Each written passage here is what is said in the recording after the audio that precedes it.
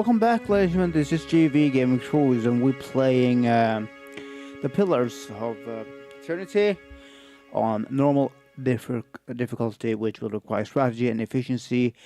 It's not recommended for newcomers or real-time party-based RPGs. This game is made by Obsidian, which is known for really good story-driven games overall.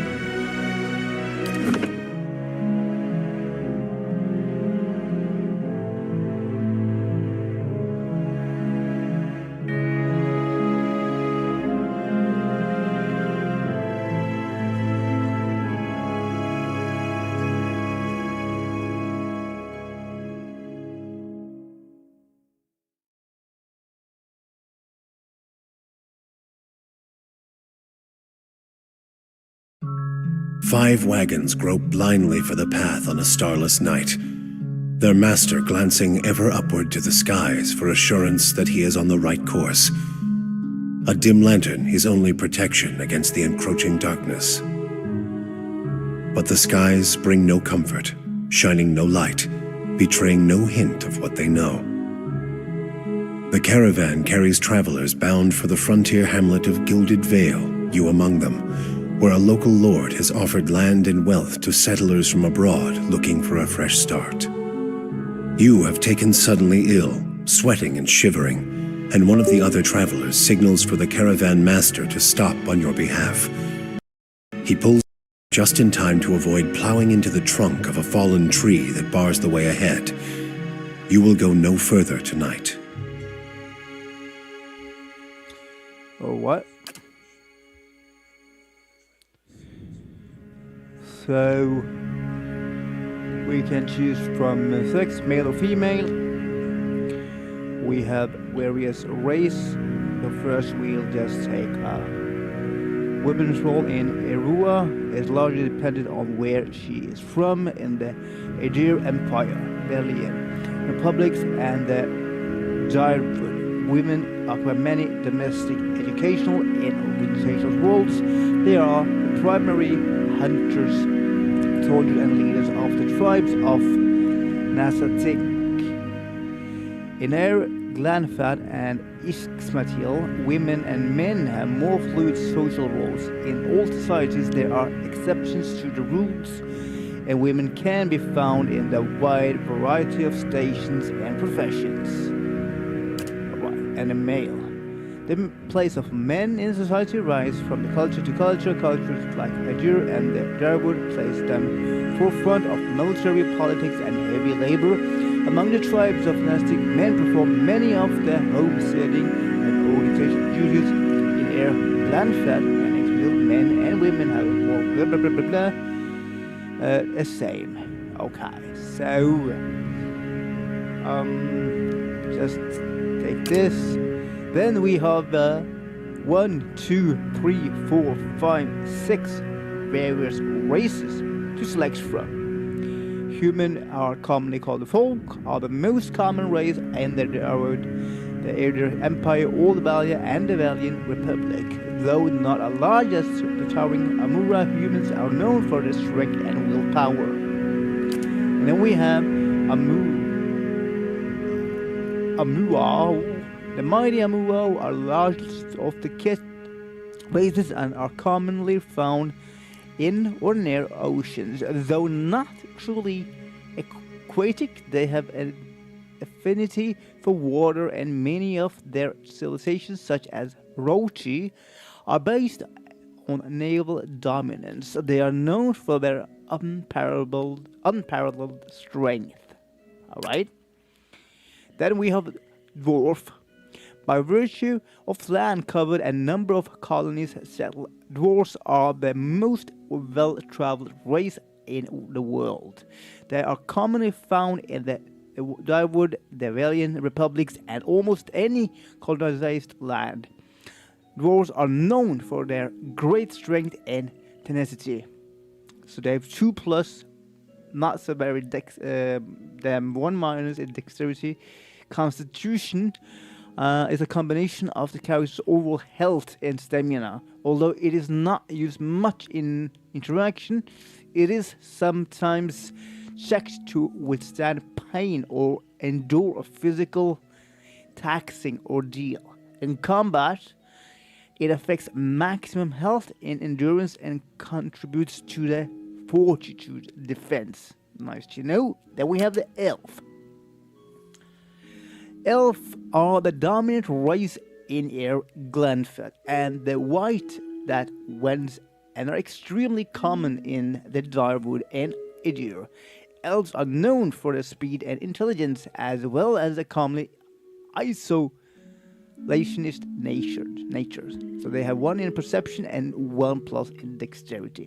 Then we have Orlin. Orlins are the smaller of the kit race, though many cultures don't consider them to be civilized at all. Also notable for their large ears, two-toned skin, and hirsute bodies.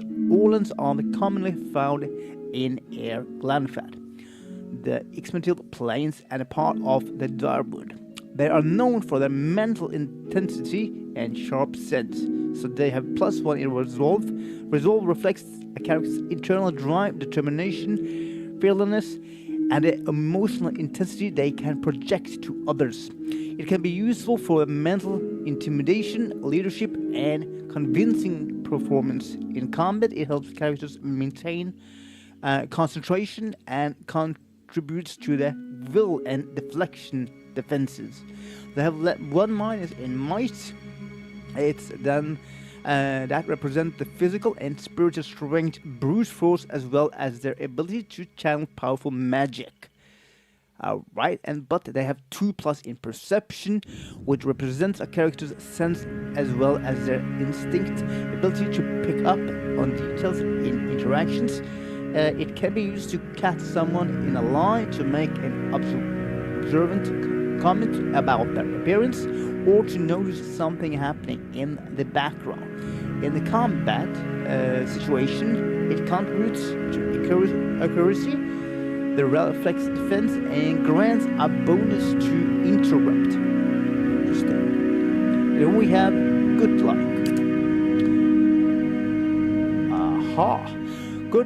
The good like are children of the kith, civilized races, who have been blessed with physical aspects associated with the gods.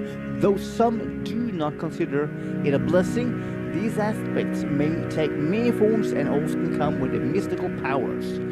Aberrant head shapes are typical, and godlike are unable to wear protective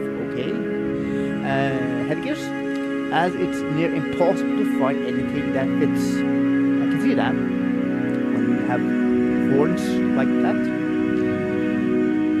And because of their unusual nature and their inability to reproduce, godlike are often viewed with fear and wonder. They have 1+ in dexterity, which is interaction, balance, hand coordination.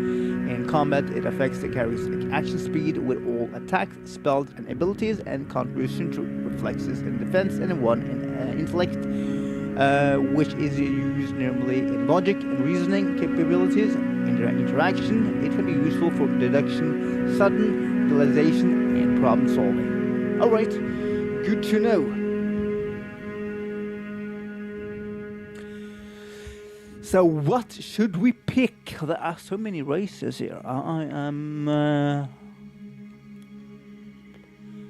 interesting. I would I want to try an elf. Then we have pale elf or a wood elf. that too has an impact. Okay, let's first read about Wood Elf.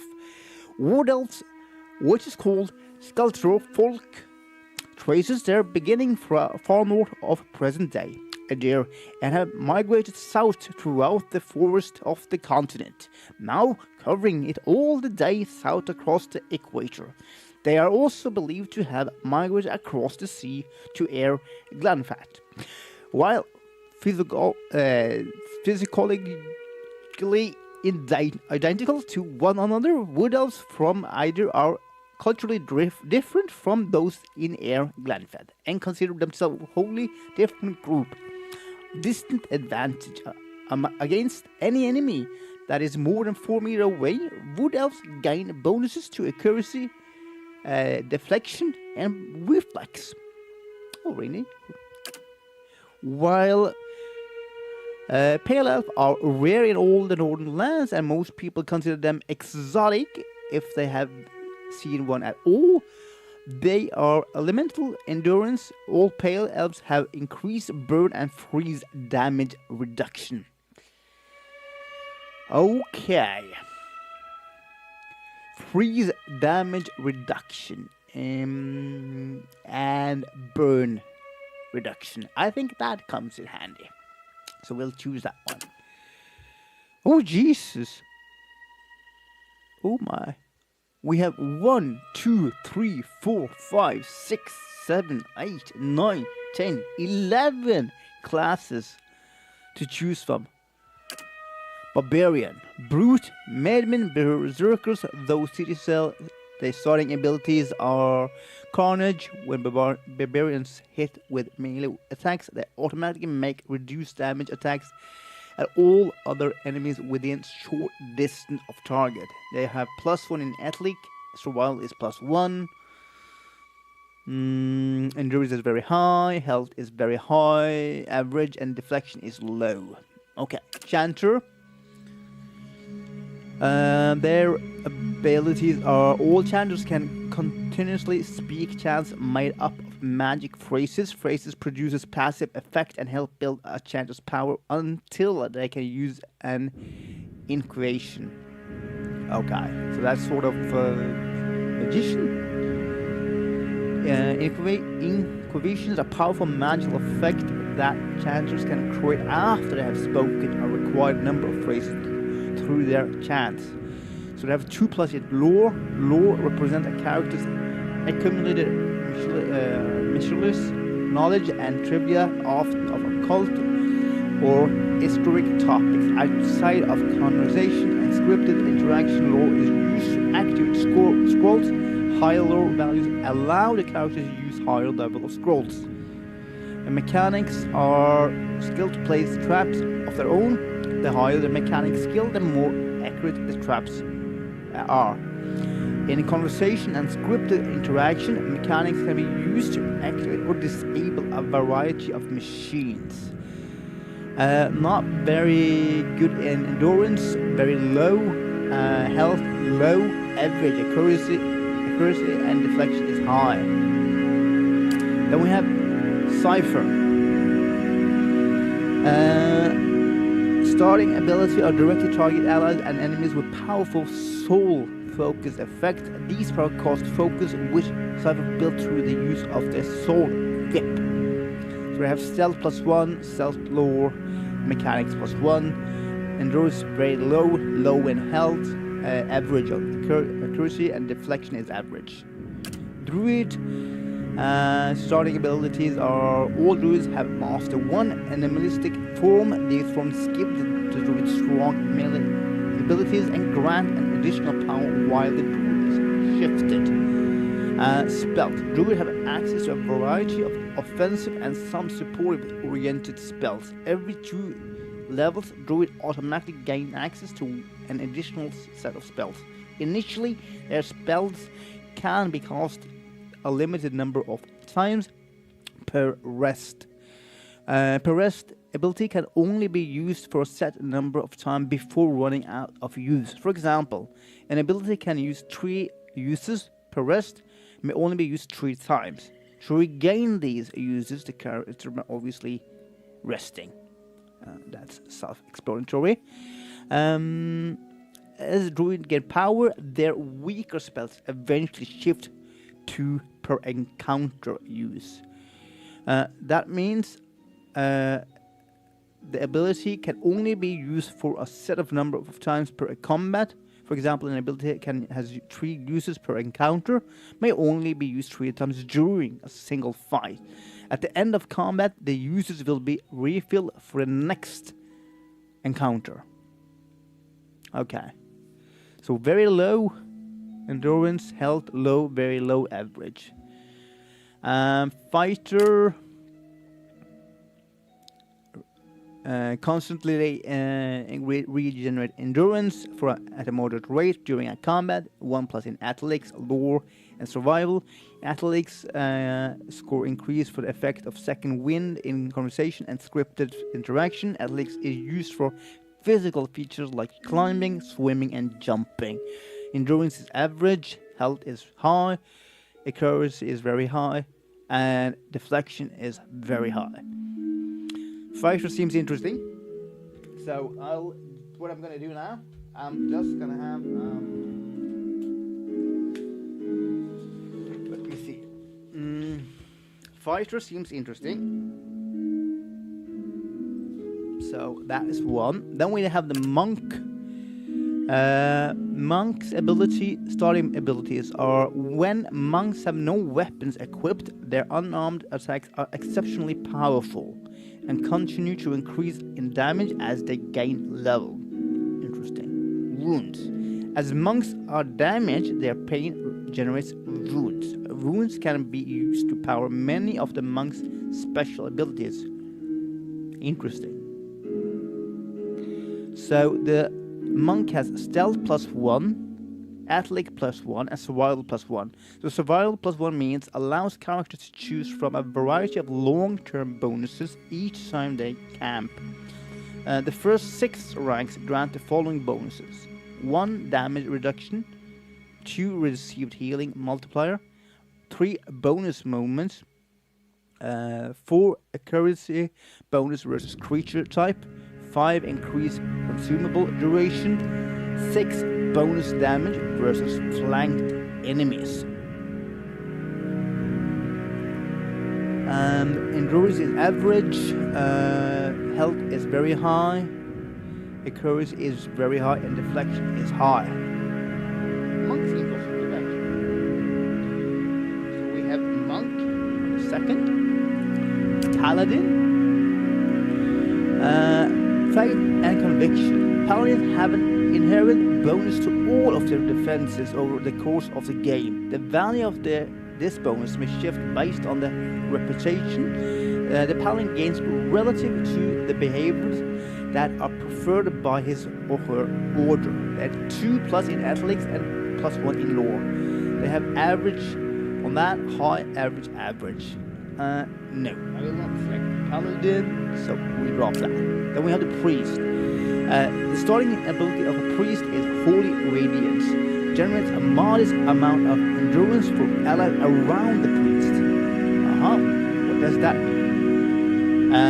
Short-term survivability. Damage that is not absorbed by the character, damage reduction goes straight to their endurance and health potion and healing magic. Right. And over the course of the game, the power of this ability may shift based on the reputation the priest gains relative to the behavior that are preferred by his or her deity. Spells, priests have access to a variety of support and some offense-oriented spells. Every 2 level, priests automatically gain access to an additional set of spells. Initially, the spells can be cast a limited time of a number per rest. And they have athletics 1 and floor +2, very low, very low. I'm not going to take the priest, so forget that. Rangers starting ability, animal companion. All rangers share a strong bond with an animal companion.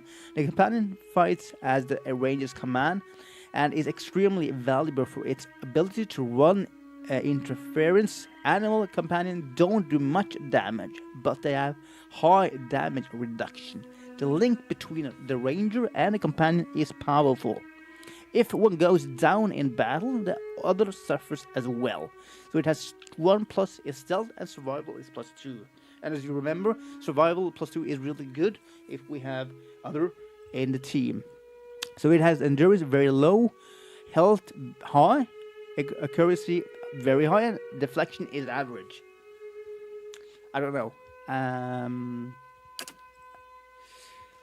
Then we have the rogue. Starting ability for the rogue is sneak attack, applies bonus damage to the rogue range and melee weapon attack. When a target has any of the following afflictions: blinded, flanked, hobbled, paralyzed, petrified, prone, struck, stunned, or weakened, it also applies to any target the rogue strikes with a weapon within the first 2 seconds of a combat.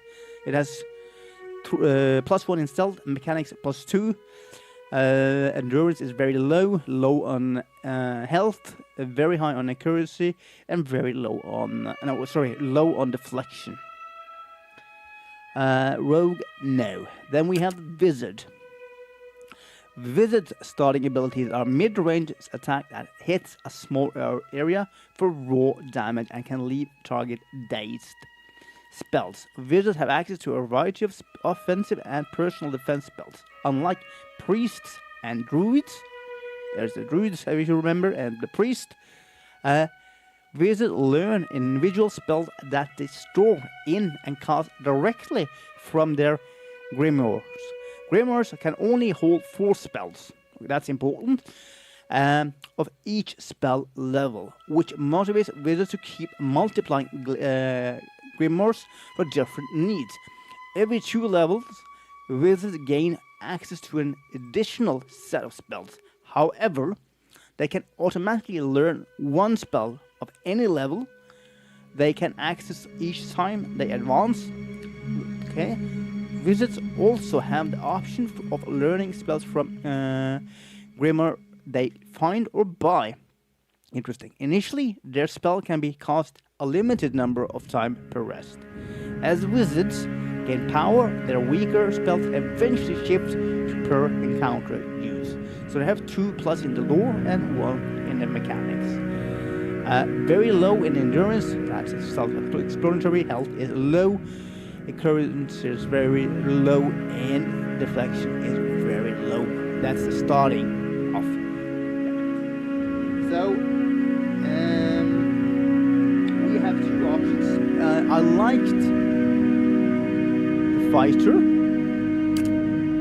Seems good. Starting ability, they're pretty good. Or the monk seems also kind of interesting to play. So in this gameplay,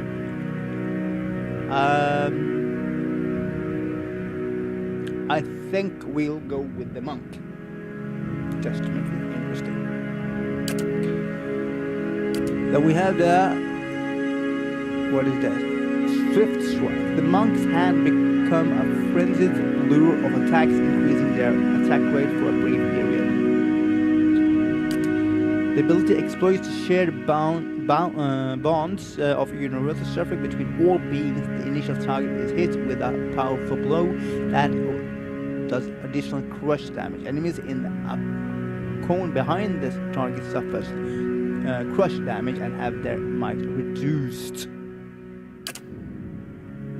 Then we have points left. We get 15 points, as you can see here, which we can distribute. We have Resolve. Resolve reflects the character's internal drive, determination, fearlessness, and the emotional intensity they can project to others. It can be useful for mental intimidation, leadership, and convincing performance in combat. It helps characters maintain concentration and contribute to the will and deflection defense.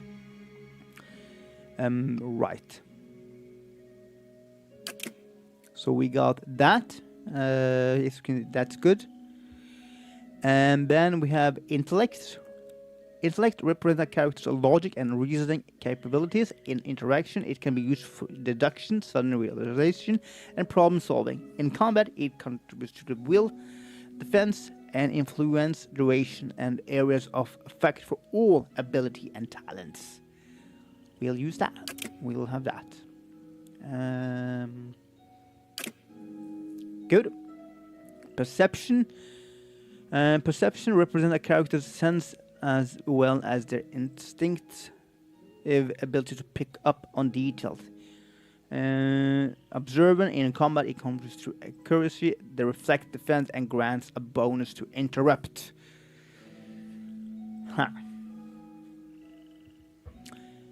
And that could be good. Then we have these two, which are highly recommended for monks. So we'll just now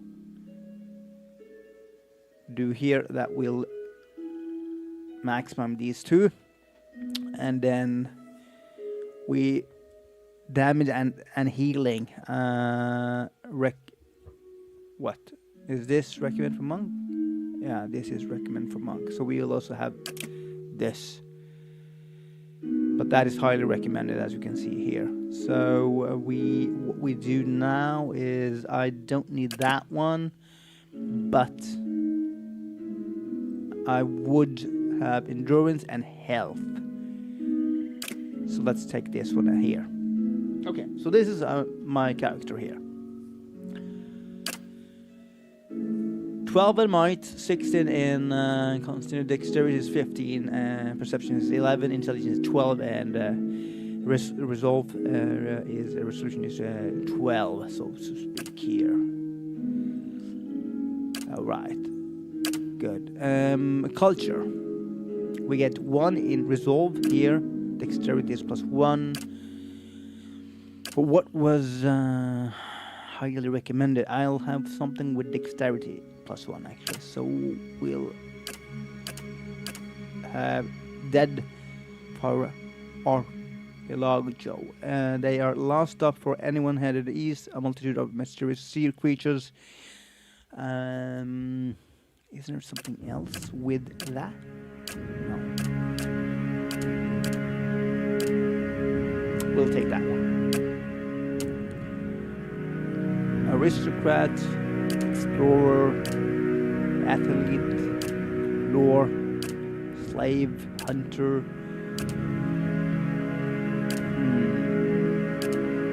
Mercenary. I think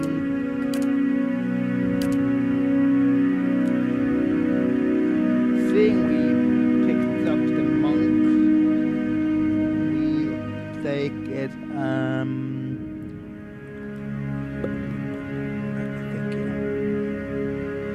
You lived your life amongst the nobility. Your days have been marked by lavish meals and extravagant parties. Your conversations peppered with talk of pedigree and bloodlines. And then we become a monk. Or we could be a labor, hunter, mercenary, explorer. I think this one is better background because then it's like 1 + in lore. And then we have also this survival. You find the siren call of the horizon irresistible.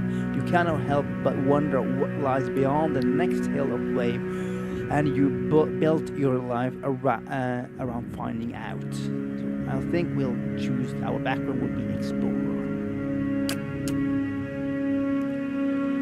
Colors. We'll have this is my skin color. We will have our hair would be this. Portrait. Is it like something like that? This is fine. Yeah, we'll have that one.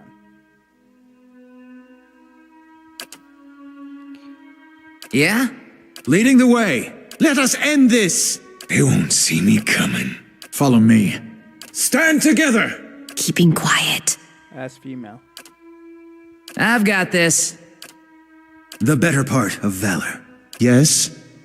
I've got this. The better part of valor. Just say the word. Leading the way. You're mine. Yeah, I'll take that one. Cocky. Quickly and quietly. I shall lead us. Ha! He didn't quite match my...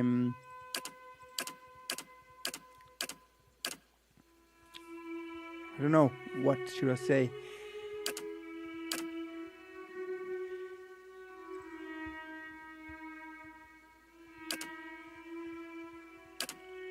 Let's here and hopefully... Why does the character look like a female? I took male. For some reason it looks very awkward.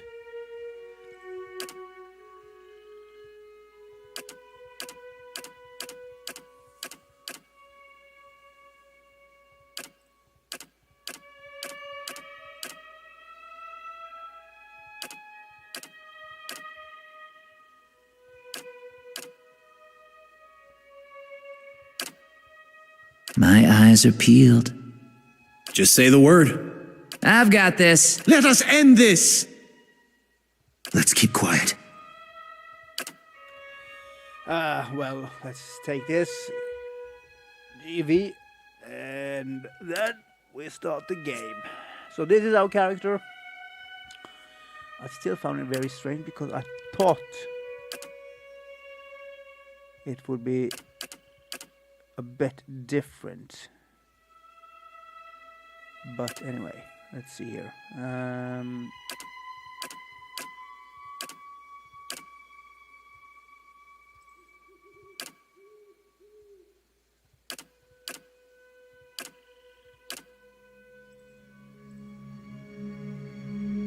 Fine.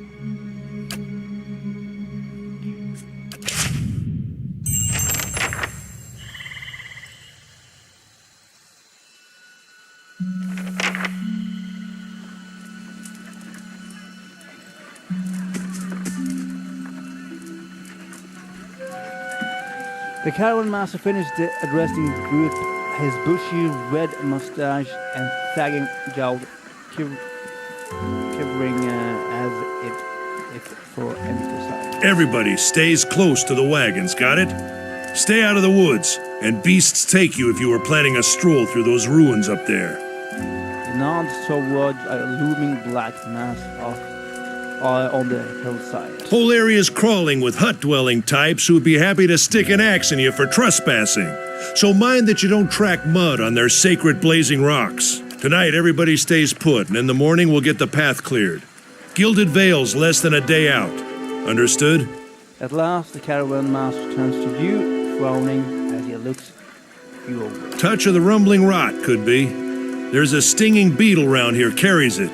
You'll be fine once it passes your innards. Unless you don't drink water, course. Which case you'll be dead in a day. There's a berry grows in these parts, small and pink, called a springberry. About the size of a fingernail. Give you cramps if you eat it, but the frontiersmen make a tea from it. Calms the insides. Should get you through the night. You might check around, see if you can find some. Meanwhile, I'll see if we can scare you up some water. I know you want to hunt before it gets much darker. But see about refilling our water first. Got a sick one here. Sparkle nods and slides the worn bow over his shoulder. Where would I find these berries? They grow on a bush that's common round here, kind of funny looking. You'll know it when you see it. Doubt you'd have to go far off the road to find one. What are those ruins? Nothing you won't see on half the hills of Air Glonfoth. Money to be made selling their knickknacks in Defiance Bay, if you don't mind getting stuck with Glonfoth and arrows now and again. They didn't build them, but I'll be the effigy if they don't watch them like a mother bear. Of course, all the ones around here have been ransacked 10 times over. Got nothing left worth half a pawn, so I hear.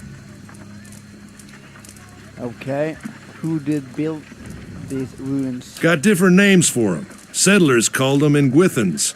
Nobody that liked them enough to stop them becoming ruins, tell you that much.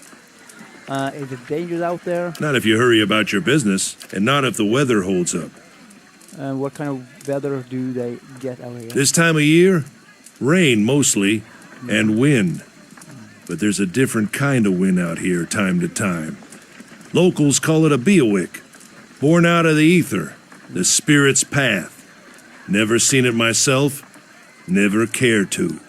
And what are these huge rocks coming up out of the ground? They don't got Adra where you come from? Well, it just grows up out of the ground like this. Goes deep like tree roots. Some of it all the way to the heart of the world, you believe the stories. It's more like a shell than a proper rock. Easier to work if you're a mason. Got all kinds of strange properties. Seems to have some kind of life of its own. Dies if it gets dug up. Loses its luster. Folks think it probably grew at one point or another, but not these days. The soul butchers in Defiance Bay use it for different things. I've heard tell it can hold a man's soul, but I don't care to see it. Got enough to worry about without seeing something like that. Hold on. Take someone with you. I know you're not some helpless tenderfoot, not like most of this lot. But you drop dead, I don't want to be looking for the body. Got a schedule to keep.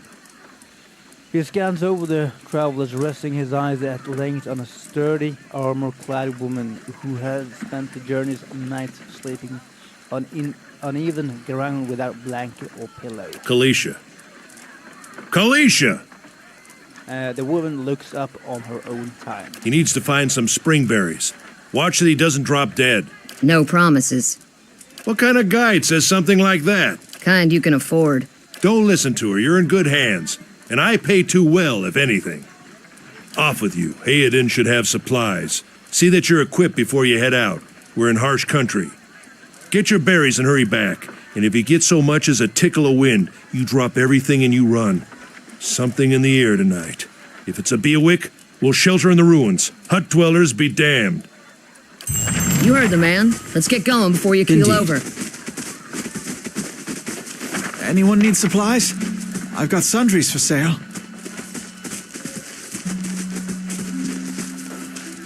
Okay, so... Oh yeah, is actually fine. I'll handle this. That makes a lot. Is that a merchant? No.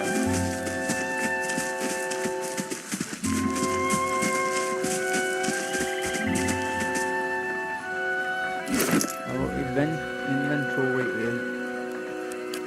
I don't have anything.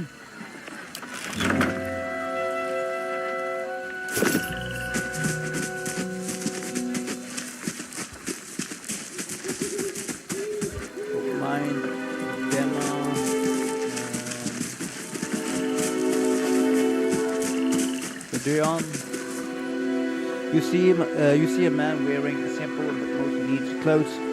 He's transfixed, however, by a rag chair in the seam of his tunic. Brought a whole wagon full of goods to sell, but not enough shirts for the road. He scratches one cheek with his knuckles. It's covered with uneven stubble, as if he hasn't quite gotten used to shaving on the road. Say, is there anything you need? I've got some basic traveling supplies for sale if you'd like to take a look. Okay, what do you have? We got 100 gold. So what do I want to use?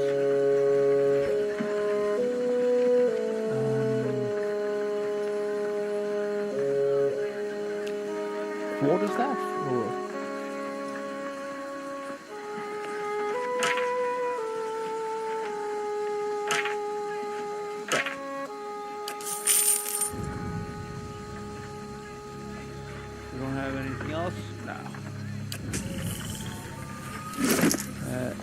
Use this. My hands, where are them? Dave, let's see. That can be used. What is it? Here we go. Perfect.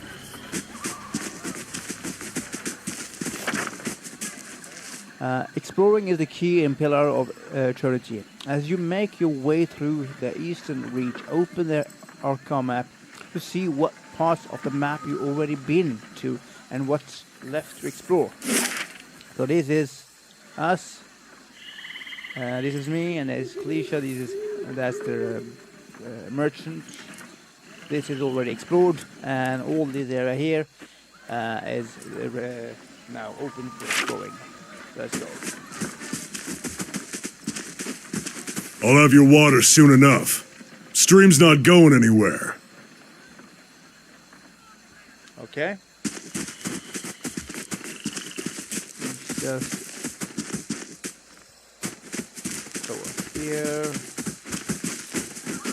Let's check by those outcroppings. Okay. Combat starts.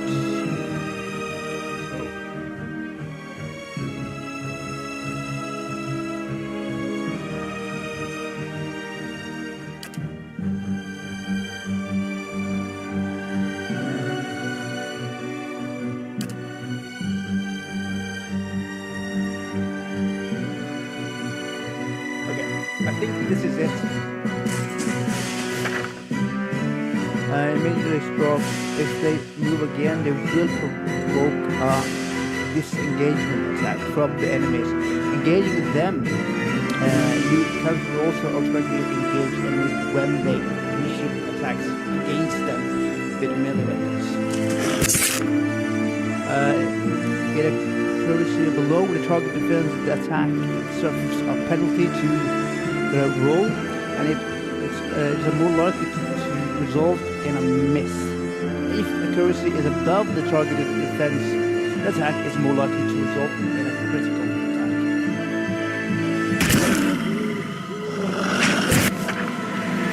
And you hear your characters complain about it when it happens. What happens? Damage reduction. When the attack hits, the damage reduction will wipe out all but a small percentage of the incoming damage. You will hear your character complain about it when it happens. Take heed, note the damage type that's being blocked, and switch to a weapon or spell that does different damage type. Young Wolf we gained 28 experience. So nice. And let's take that. Of course. This is it.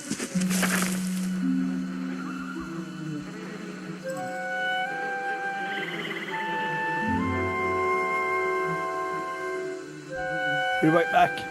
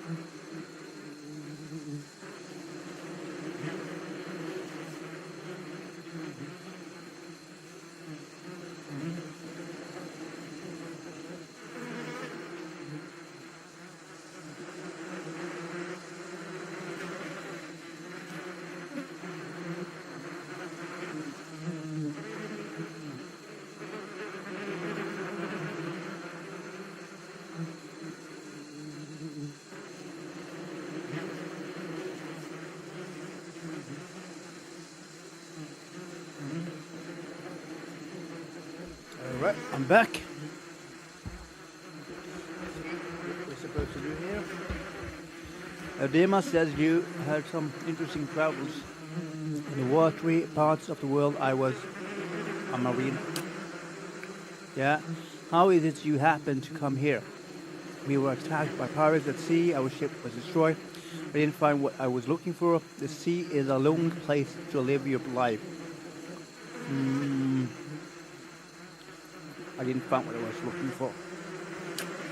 Something just aren't in the stars, and there's no changing it. Makes you wonder if the gods like putting us in situations that can't be resolved just to see what we would do. Been a long time since I've been this way, but I always did like it. Lord Redrick offer makes a girl think. I'll give him that. You settle like the rest of us lot. It's hard of her to pass out. No, I'm just passing through. I hadn't given it much thought. No harm in that. Might as well see the place first. So you must have some other plan in mind for coming this way. I hope to meet someone I fall in love. Probably the same things I did before. Just looking for some adventure, really. Get into trouble, I expect. To find some new friends. I have no idea what I'm going to next. I'm looking for some adventure. You should hook up with an expedition. Some of the bigger towns sending regular groups out to unexplored places. Long as you don't mind a little danger. Anyway, I'm wasting time here. Odema, I'll give me an earful. Let's be on our way. Why are you here? Kalisa sighs unevenly. Her eyes search the ground at her feet. My sister moved out here some time back. She sent me a letter. She seemed worried, but that's how she always is. This time, though, she asked me to come out, and that got me a little worried. I haven't seen her in ages. Been doing guide work in Examitil, but I'd do anything for her.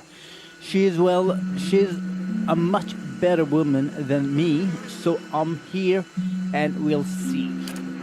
Odema, I've worked with before. He doesn't usually drive roofs this way, but he's doing it for me.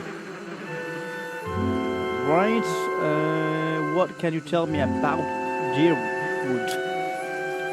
I'm not much of history, but from what I know, it used to be part of the Edir Empire.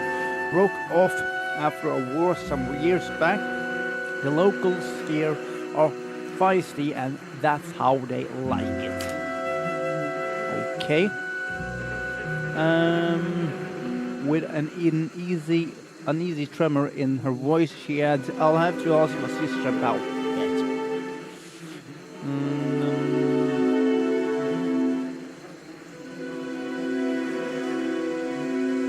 What?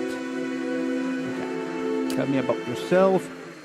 I have got simple needs. I like open skies and far horizons. I found works that let me live that way. My family wanted to. We started in Darwood, but my parents ended up in the living lands. I got a brother in Rotai and a mother in Edir. My sister is Gilded Vale. She's the only real home body. Alright, let's get back to the camp. You know, I wouldn't hold my breath that Sparfelt getting you water anytime soon. He does what he feels like, when he feels like it. We should check up on him first. Slap him around a little. Stream's just down that way. Come on, let's get your water. Wait, okay, where is that? Stream is just that way. Which way? We got 170. experience points. Seems this is the way.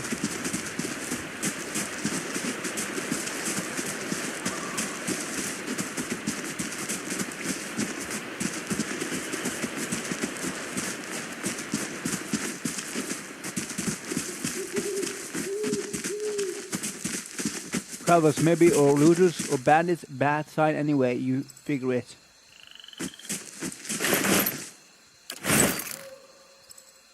The corpse is cold to the touch and ripe smell wafts from its putrid waves. A dark crusted bloodstain besmirks its simple linen clothing.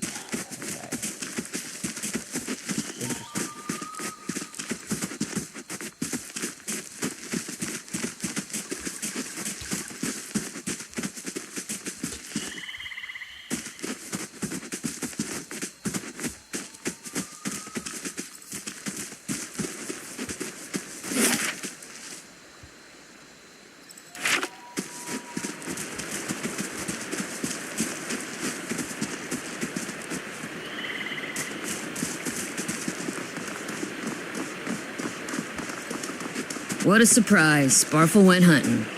At least he left the water skins. You crouch at the riverbank and dip your water skin into the cool water while Kalissa waits nearby, keeping watch. As you rise, you notice her look up sharply towards the tree line. You have gained an item, full water skin added to his stash. Out of the tree emerges Sparta, one of the guides, barely discernible in the dim moonlight. He is no longer carrying his bow, and there is a strangeness to his gait, his stride wobbling as he moves towards you with labored breath.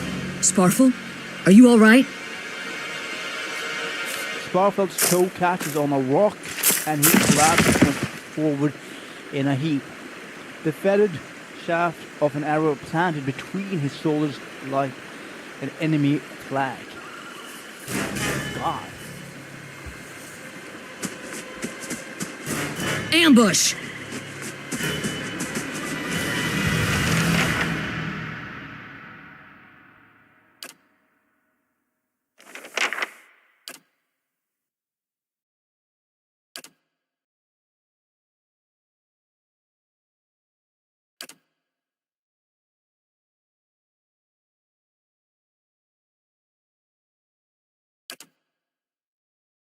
I'm here.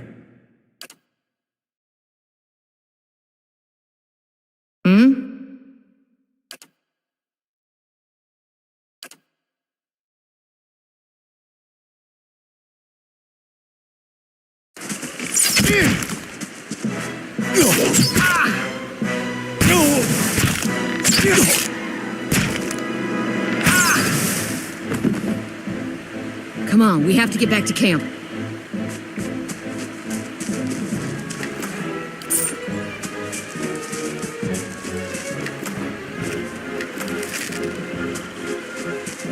I'm here.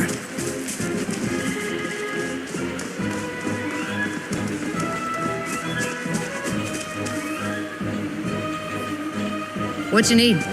I'm here. I'm here.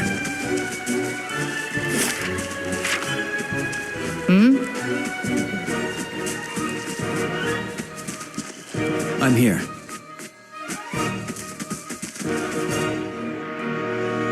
Oh, D. Good walk. Okay, we'll do the same pattern again. You attack that one. And you attack this one.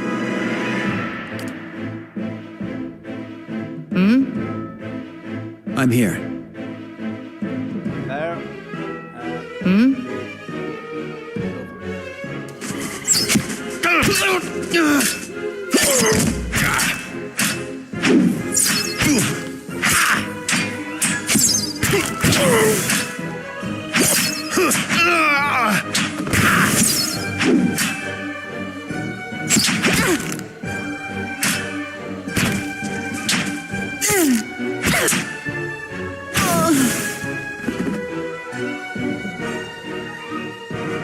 I'm here.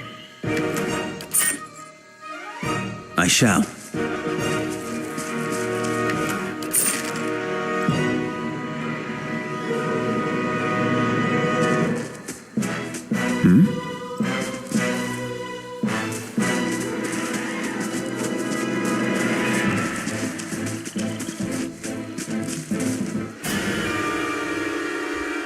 All around you lie the massacred remains of the other travelers, peppered with arrows and knife hilts, splayed and bug-eyed and filthy.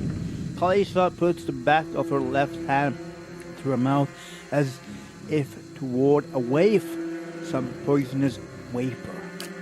A handful of dark figures stands above the fallen, treading on limbs and backs and heads, jerking their axes from bodies as if from half-splintered logs. One of them, towering and shivering with a thick, bearded castle with knots, holds a wet blade at the neck of the man you recognize as Hewdan, the last of your caravan left standing. Lay down your arms, trespasser. Do not forfeit this man's life for fight, or you lose. Okay, the rune has not been sullied by our hands, men of Air Glenfath. You now have one rank in a devotion reputation. These reputations represent how people perceive your personality throughout the world. Even seemingly nasty reputation will be favored by some people, and benign reputation often brings out the worst in certain people. No disposition is inherently good or bad in Pillars of Eternity. But if your main character is a priest or paladin, you must be careful not to misalign their disposition with what is favored by their deity and order. Respectively, for the main character only, their disposition will modify the effects of holy radiance. That is for the priest only, and faith and conviction for paladin. So we don't have these classes, so we are sort of safe, I guess. Your words carry no weight when I have seen the truth with my own eyes. Blood must be paid for this intrusion. So I say again, lay down your arms. We are innocent in this. Will you not listen to reason? Rush the man before he can react.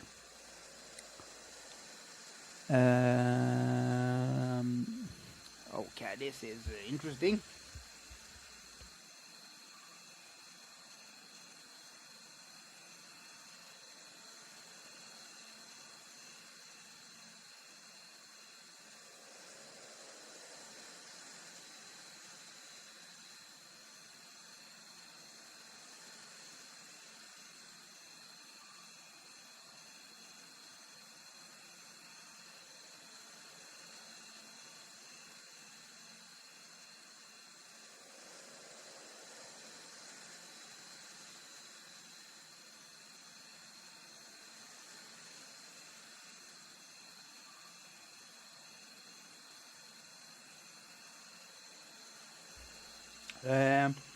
Judging by the string of animal feet around your neck, I'm guessing you are worshippers of Galawain. If Galawain told you to stop protecting the ruins, would you?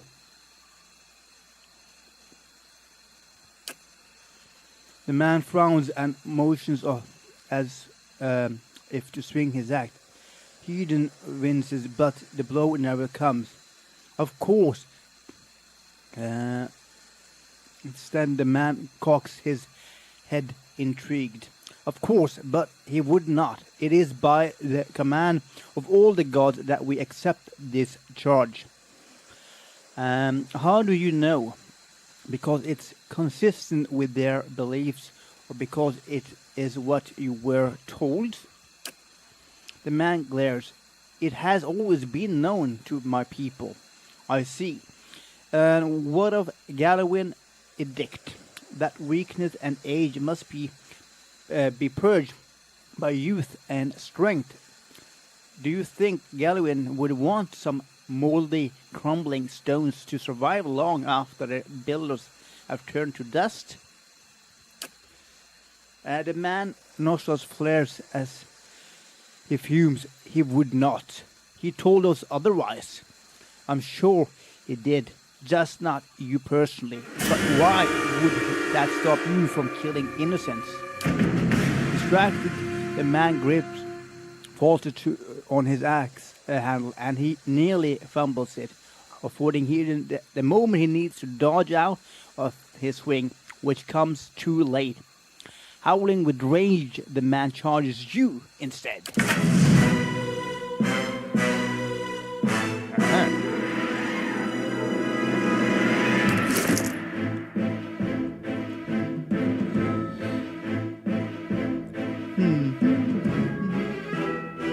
Cloak.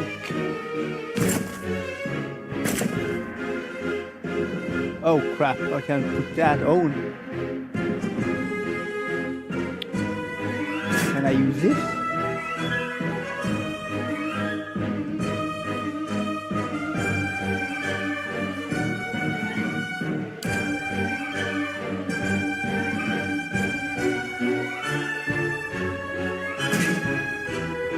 I can't do anything during combat. Okay, so we just have to fight.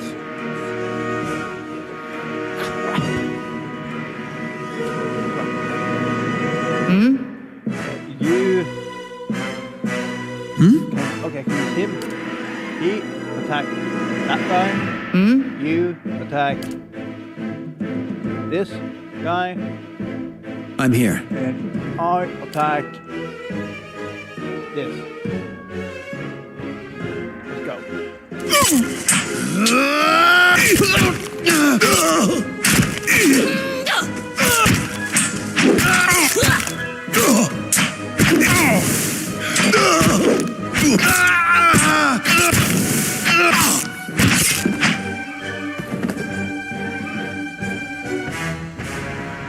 Alright. Glenfatton leader. Your enemy lies supine on the ground, unable to rise. His companions now silent among the other dead. His breath comes in wheezing, fitful gasps. He looks not at you, but at the sky above you. Forgive us. Barely audible beneath his choked sigh, a whisper of wind steers the air. At this, the man's eye rolls back as he closes them. Good. The gods are just. A queer smile crosses his face. I'm ready. The wind begins to swell, whipping around the camp, electric and volatile, unpending pots and rattling tents like an angry spirit. You can feel it begin to seep beneath your skin, and where it pierces you, it feels as though it is rending you apart from within. Carwin Master Odem, seated against a wagon wheel amidst the howling maelstrom, slashed across chest and bowel. Odema's body steers, and with great effort he raises his sagging head. His eyes barely open, he looks directly at you. Get inside! Run!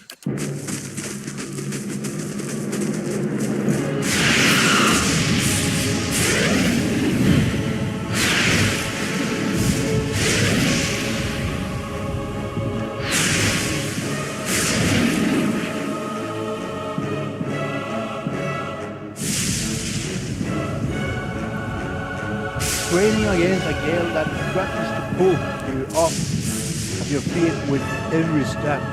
You set your hand in the worn fold of weathered rock and set about pulling yourself up the precipice.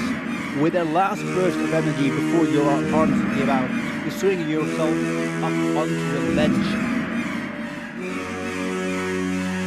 Gideon trails behind, slowed by injury and delayed by early hesitation. As he nears the face of the rocks, one of the fallen attackers who had been faking death lunges for Gideon and topples him onto the rocky ground. Restrained, Gideon lashes out against his fatigued assailant, but struggles to break his hold.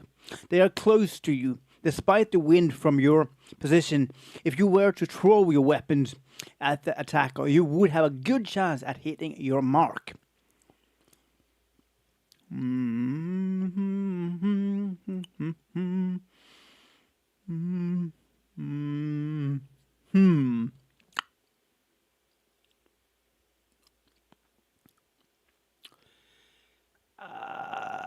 But when, if you were to throw your weapon at the attacker, you would have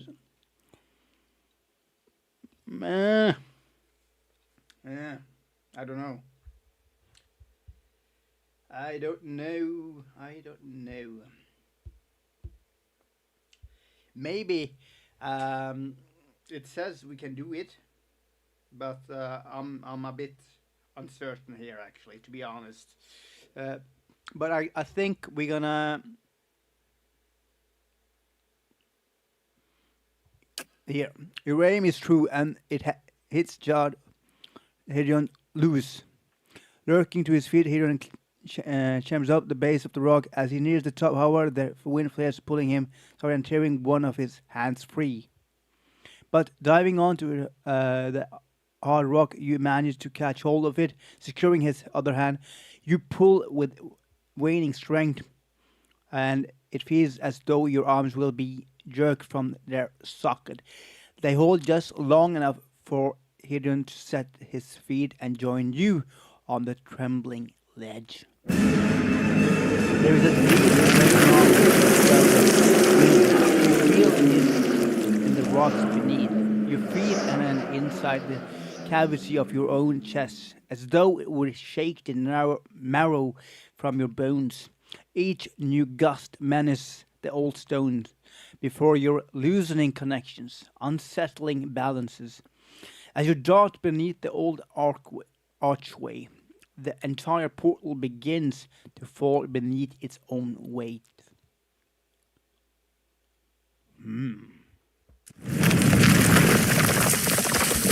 Was that?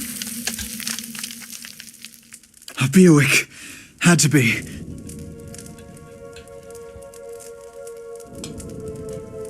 Then we're lucky to be alive. And we're the only ones. We can't stay here. There could be another collapse. We're not getting out that way anyway. Let's get further inside.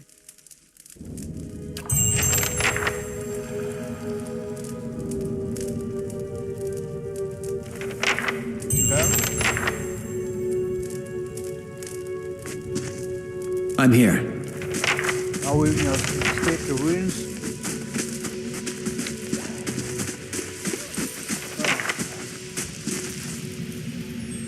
That should be far enough. But what now? We look for another way out. Storm has to die sometime. What happened out there? Kalisa shakes her head. Windstorm of a kind they only get in air Vanfra. Not too many people live through them, so it's hard to know what's true. The Glanfam word is Bayawak. To them, it's the god's way of reaping the souls of the land. I couldn't find their own way out, but they'll take a living soul as soon as a dead one. Still got yours? And who attacked us? Ganfans, those be the hunt dwellers. Kodima warned you about, looked to be fangs of Icewind, who are the twitchest of the lot. They go ruin to ruin, looking for fights with colonists. Poor Dima, I think he half expected this once we lost the main road. The Glenafans said we trespassed in the ruins. I don't believe that. Kodema would never allow it. But as much as the flanks are hot hits, the Xenophates don't attack without being provoked. Either they saw something and got the wrong idea, or she glanced down the passage beyond, or there's lures in here with us. That's not something we need right now. Okay, but what about everyone else in our caravan? Kalissa's lips press together and her chin rumples. Her voice is faint. The wheels got hold of them now. She looks up. God grants them better luck in their next lives. But you don't seem too upset about all this. Kalissa looks you in the eyes, a volatile current running beneath her voice. Maybe you just don't know me enough to know what upset look like. And maybe I've seen worse and kept on walking, cause there's nothing else to be done, and cause there's other people you care about who still needs you. Yeah, okay, fine, let's get going.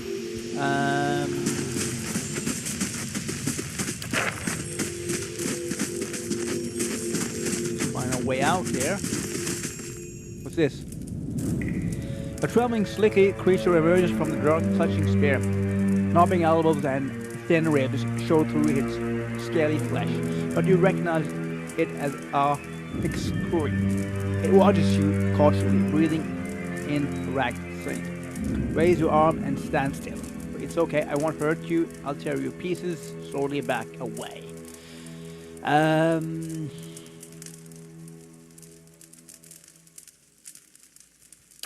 The creature cocks its head and approaches you, a soft clicking sound emanating from the back of its throat. The creature sniffs around you and finds nothing of interest. It steps back and resumes its defensive posture. Okay. It's okay, I won't hurt you. The recoil's fingers still wrapped tightly around its spear. The creature cocks its head and approaches you, a soft clicking sound.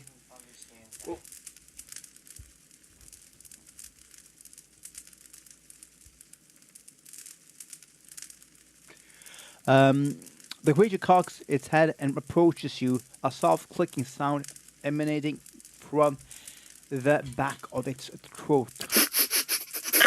The creature sniffs around you and finds nothing of interest. It steps and resumes its defensive posture. Okay, we go back. So, Those tiles look suspicious. Let's be careful. The Eastern Reach is a dangerous place full of lurking enemies and carefully concealed secrets. Enable scouting mode to move stealthily and search for hidden objects like traps and secret doors. That is scouting. Shh. How do I use it?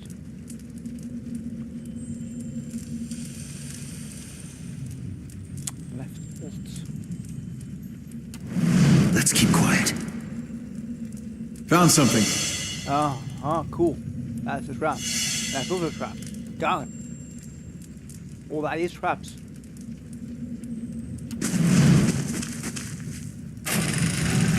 What about here? That roundish symbol. I'm pretty sure I saw it on one of the tiles back there.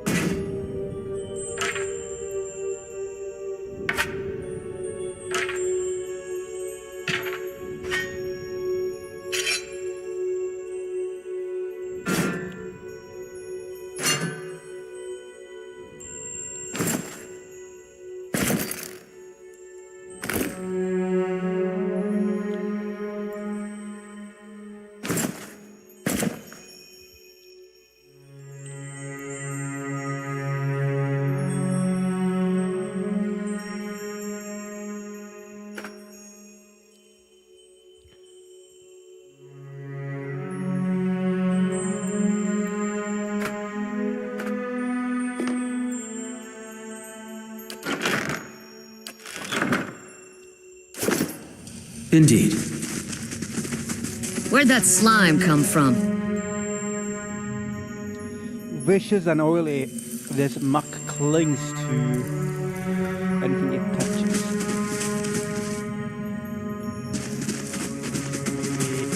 They'll never know I'm here.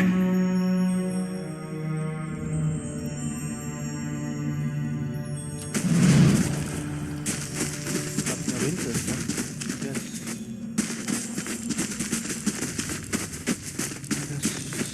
wrong.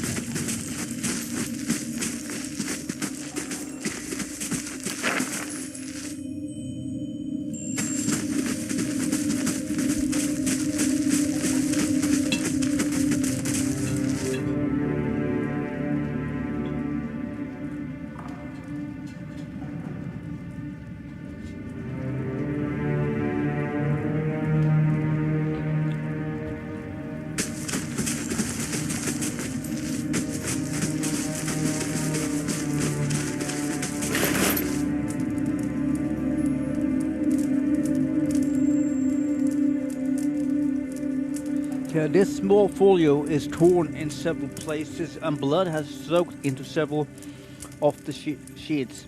One later entry is still legible. However, I can't believe my luck. A few rounds of dice and I got my hands on a genuine Icewind artifact. Fellow who had it said it was pretty nothing. As far as he is concerned, he is not willing to go digging in some ruins. But if he is right about this gem leading to a hidden treasure, then that's worth sneaking past a few painted elves. I'll head to Sealand Liz in the morning. Then it's just a matter of finding this relief he was talking about.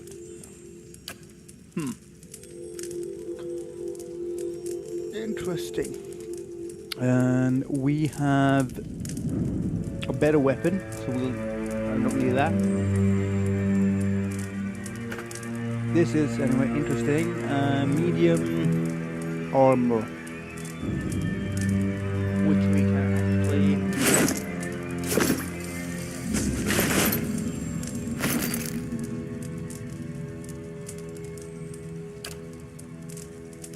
this is better. As you can see, slash dexterity is 6. Medium is better. Is slightly better actually. Good enough for me. What about this? Slow damage.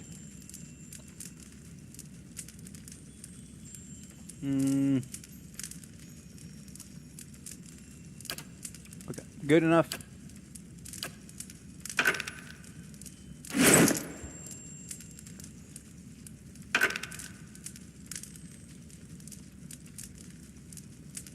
Good enough. Let's see if I...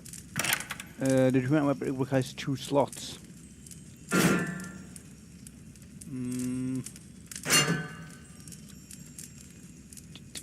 I'll try that, I guess, and that is 2. I have that. Let's go. Wait, do you hear that? Oh.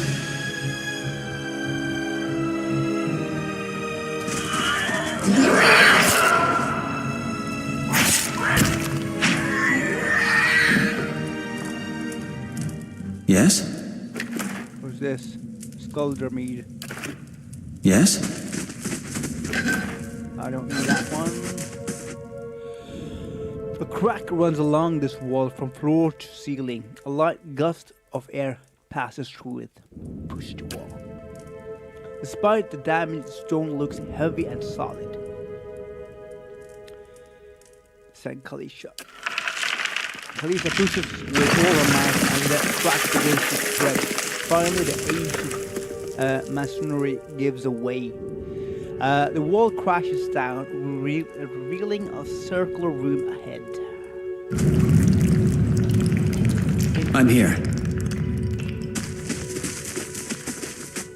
I could scout ahead. Let's take this down. See what's around the corner.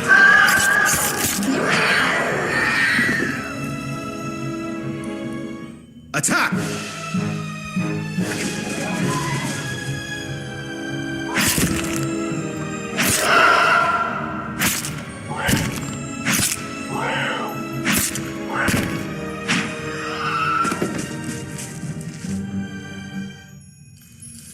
Yes?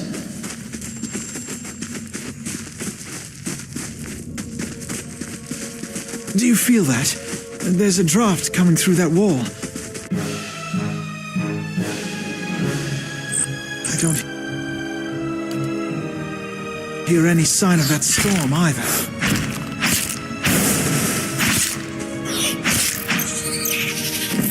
I'm here.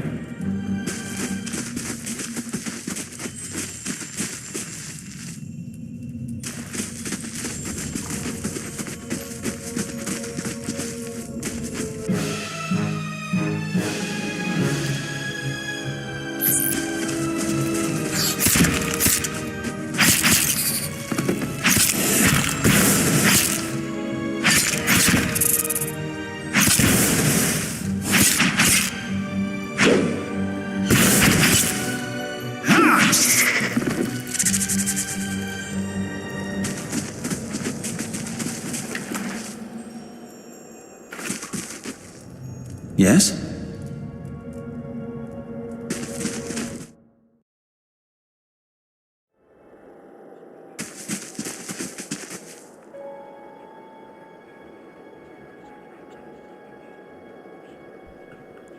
Older robed man. 4 figures stand before an otherworldly apparatus, an ancient structure of chiseled adra and metallic veins, ominous and looming like a silent observer. Standing motionless in their midst is what appears to be a human body, colorless as stone or ash. The other figures gaze upon it in what might be contemptuous. From your vantage point, you are well obscured from their view. The figure closest to the machine stands out among them. A thick grey beard frames a face otherwise hidden beneath a metallic mask.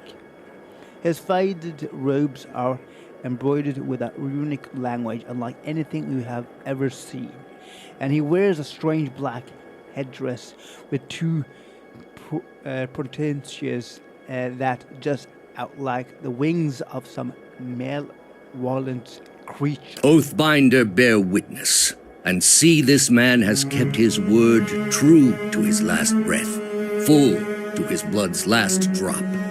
Guide his soul, queen that was, and regard it among your favored. Let his life by the key be his confession. Let his death by the key be his absolution. May he walk the world ever free of the crushing weight of the book. Your brother has done his part, and you have seen the power of his contribution. I will accept no further hesitation from the rest of you. In the sight of the queen that was, will you fulfill the oath? Will you take your place beside your brother in the endless esteem of her memory that is without flaw? Step forth, and be assured of the great worth of your life's course.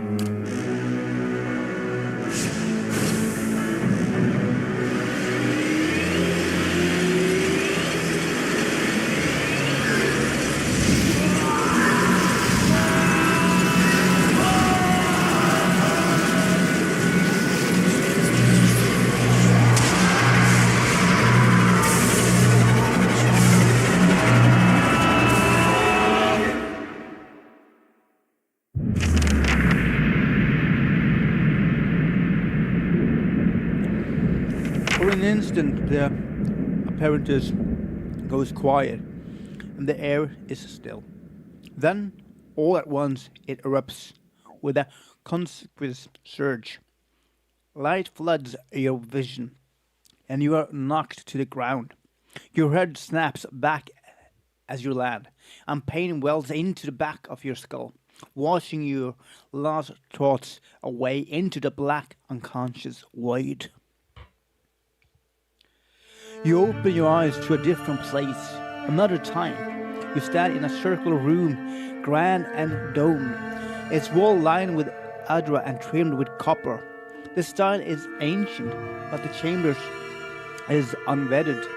At the far end, a great pillar of adra pierces the floor from below, its shimmering texture giving the illusion of boundless depth. Encircling the pillar is an apprentice much like the one you have just seen, but immense and multifaceted and intertwined. Your thoughts are yours and not yours, and they seem to exist before you think them, and they are all questions, pressing questions, troubling questions, questions that must be answered, or at the base of the pillar now, you see a man with a thick grey beard and a ceremonial robe, crowned with a strange ornamental headdress. You know this man. You are walking towards him now, at a pace that is hurried while trying to appear so. You have something you want to ask him, one question above all, and the question spins madly in your mind.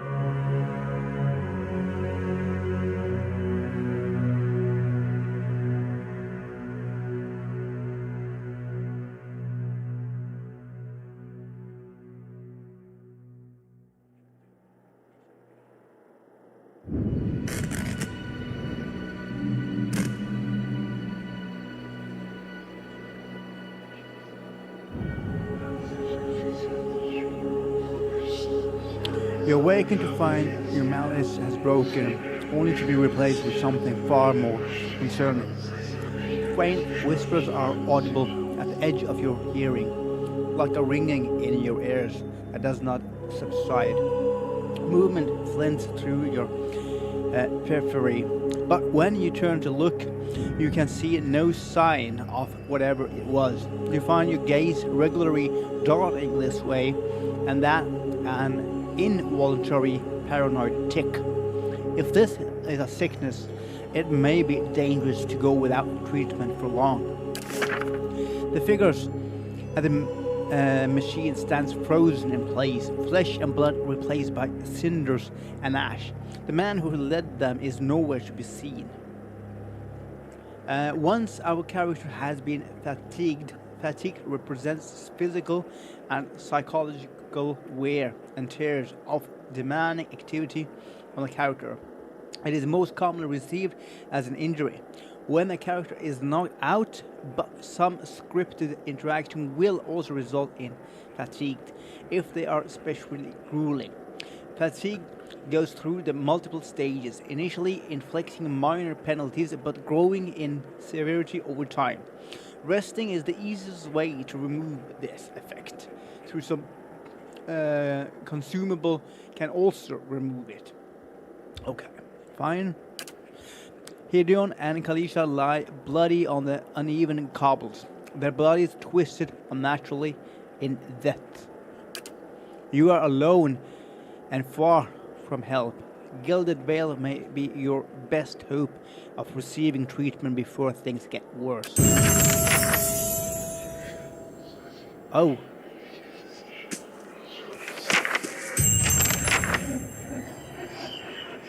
I'm here.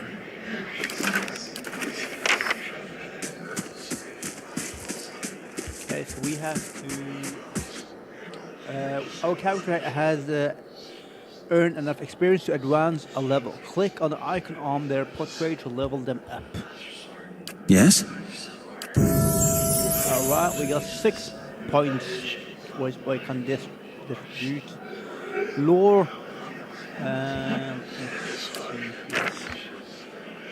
Lore represents character accumulated mutual knowledge and trivia, often of a cult as a topic, a sour conversation, and scripted interaction. Lore is used to activate a scroll. Higher lore value allow the character to use higher level scrolls.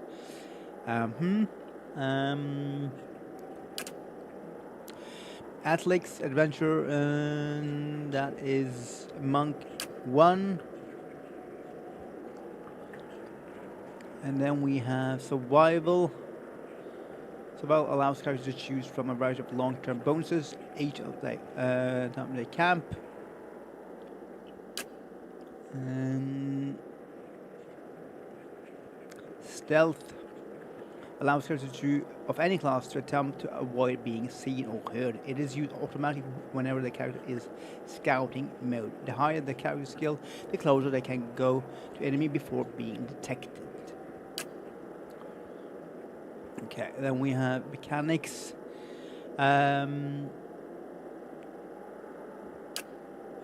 Difficulty traps, pick difficulty 1, locks +1. That is maximum. Points left, 1 more point. Unused point will carry on to the next level. Okay, fine. Talents. Talents can be used to customize your character beyond your class. Ability choices sometimes modify existing abilities, but others add new abilities of their own. A subset of talents are class specific, but most can be taken by a character of any class. Oh, dang. What should we choose? Acolyte.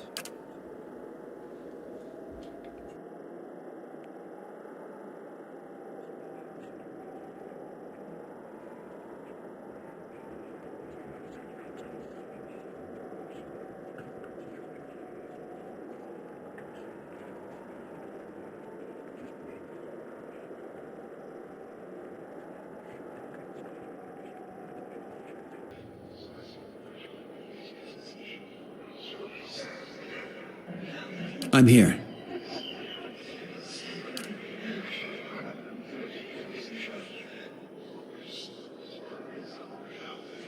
I shall.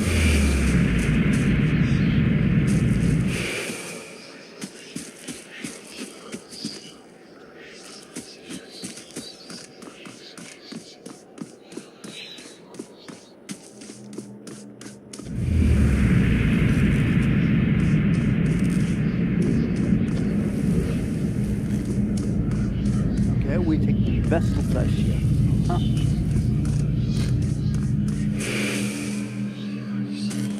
I'm here.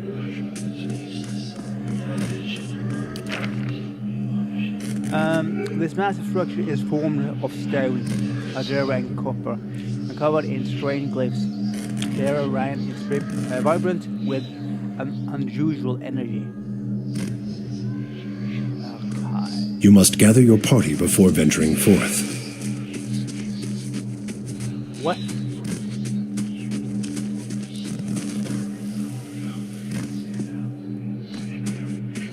Here we go.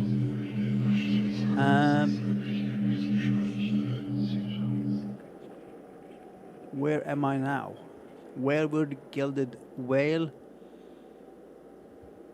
It will take you 6 hours to complete your journey from List to Whalewood.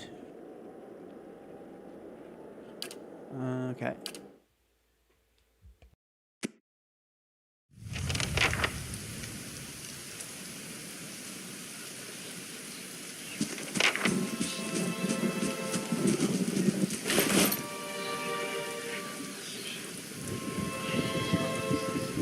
We got some camping supplies.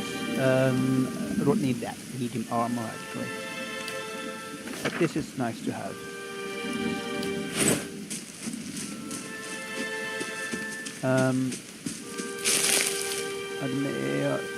This. Okay, fine.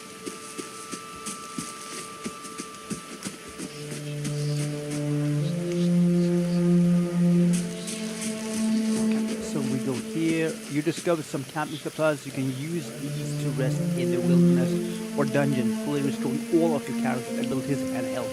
Easy difficulty allows you to carry more camping supplies, but hard restricts them severely. If you fully run out of camping supplies, try to find an inn.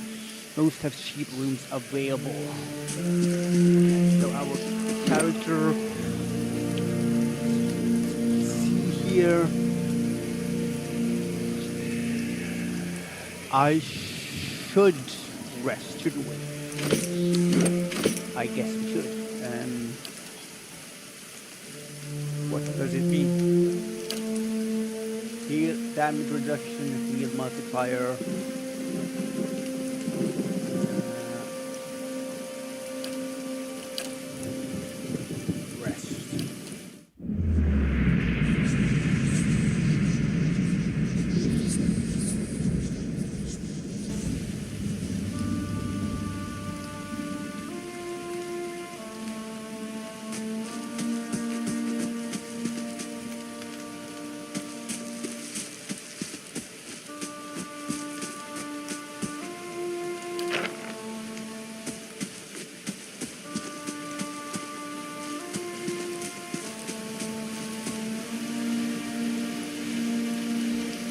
Look at a map for a second. This is the area. We came from here. We're here now. There's a body over there. Oh, enemy. 2, 3, 1. Okay, let's go.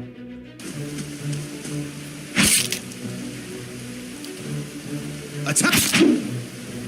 Onward!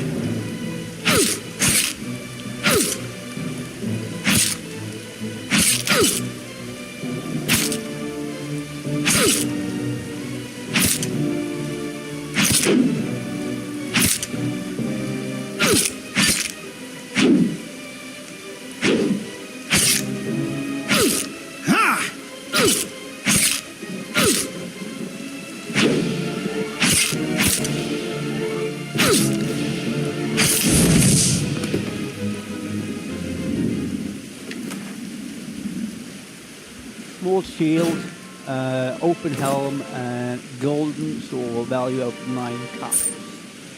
We got. We can use the ring.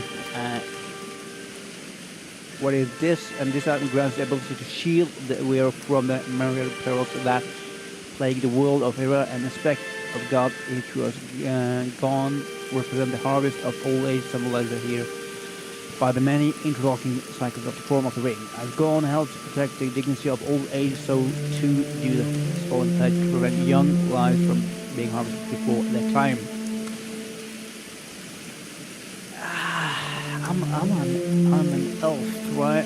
I don't think I would be needing that. So, we... let's just remove...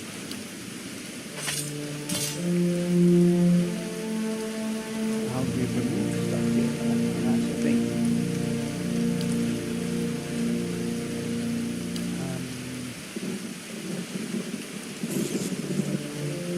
That's a pet chart. Nothing in return to save. It follows you beautifully and requires nothing in return. Okay, it's a pig.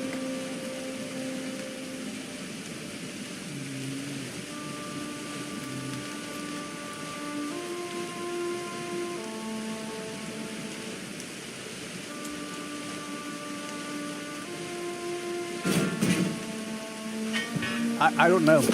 I shall. I really don't know what. How do we support them? That would be interesting to know. How do you?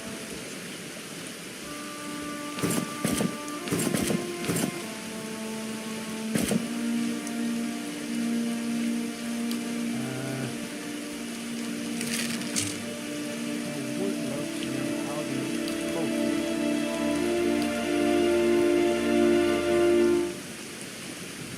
How to discard this.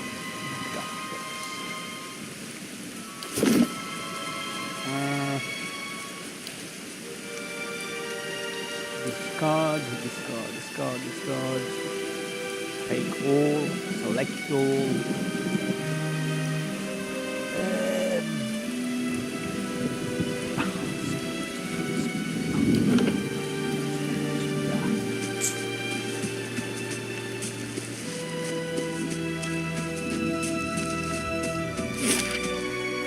Here now.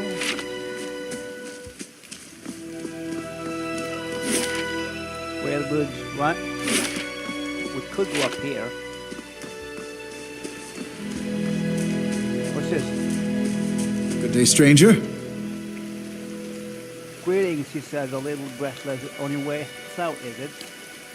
You look to be a long way from home, meaning no offense. I'm not sure what brought you down here, but it's no place to go wandering alone. He wipes his brow, turning to face towards you. The sooner you're clear of these woods, the better, I think. Our caravan was attacked. I've been trying to get to the Gilded Whale. Never mind the wood. There is a strange machine in the ruins up north. There were his figures clad in black, performing some kind of rite. What's your hurry? The man looks down at the tent and then at his hand. I mean to follow my own advice. Came out here on a hunt, me and my friend. Though we bring a stag home, eat something other than bread and blood. Came up on a bear instead. Great monstrous thing, and apparently he didn't like it.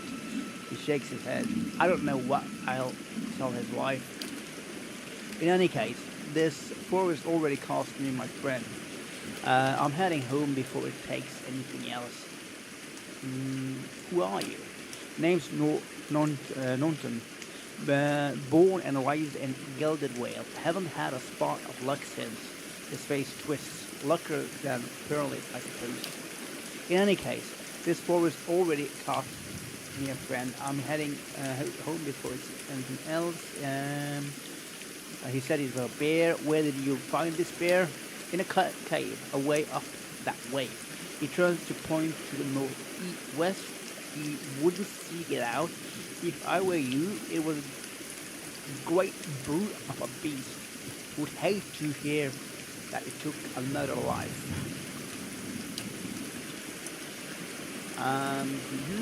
So you wouldn't like to join, would you? You gain an item, River Reed, added to our staff. Okay.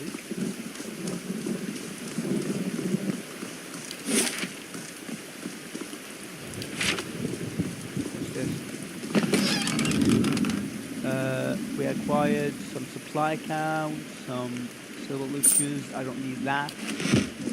That the grass is still flattened behind the wagon wheels, barrels of cabbages, potatoes, and all. So nothing of interest here. We're supposed to come here, so we just go here. Accept.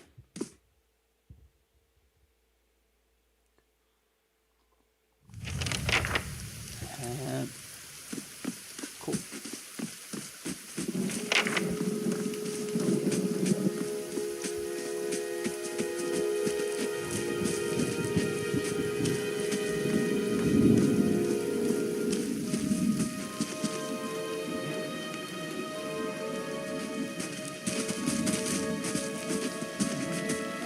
You must be one of the new settlers. Welcome to Gilded Vale. You'll be pleased to know that we've had some recent vacancies here. Do you welcome everyone this way?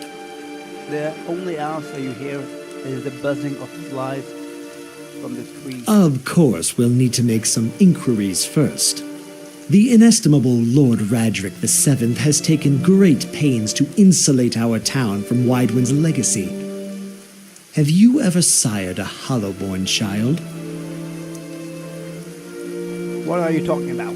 An infant born without a soul, of course. Lord Radric has made it his first priority to eliminate this scourge from our village. I should warn you, stranger. Here in Gilded Vale, we have a special place for dissidents, charlatans, and those who would hide a curse in our midst. He steps to the side and inclines his head ever so slightly towards the deformed tree. His lordship's wife is with child and due any day now. Without his approval, I shan't be able to find you a permanent settlement. It will have to wait until after the birth. We can continue our interview then, after the bell tolls from Radric's hold to signal my lord's new heir. In the meantime, you can find temporary accommodations at the inn just southwest of here. I've been feeling strange ever since a close call with the hierarchy. Is there someone in town who could help? Whatever your problem, it sounds like a matter for an animancer. However, the only animancer in Gilded Vale isn't in any condition to speak. Consider yourself fortunate. After she failed Lord Radric, we saw to it that she wouldn't profit from the misplaced trust of others. A bad cure is often worse than none at all. But if you're set on finding a bottle of troll piss or a dead Audra pebble to rub on your forehead, you're welcome to check her pockets. A little corpse stink is nothing when you're digging for shit. My advice, however, is to be satisfied that you escaped and leave it at that. Rather rude character, isn't it? If you have any other questions, don't hesitate to ask. It's important that everyone in Gilded Vale understand our rule. You said something about Hollowborn and Widewind's legacy before. The Blinks.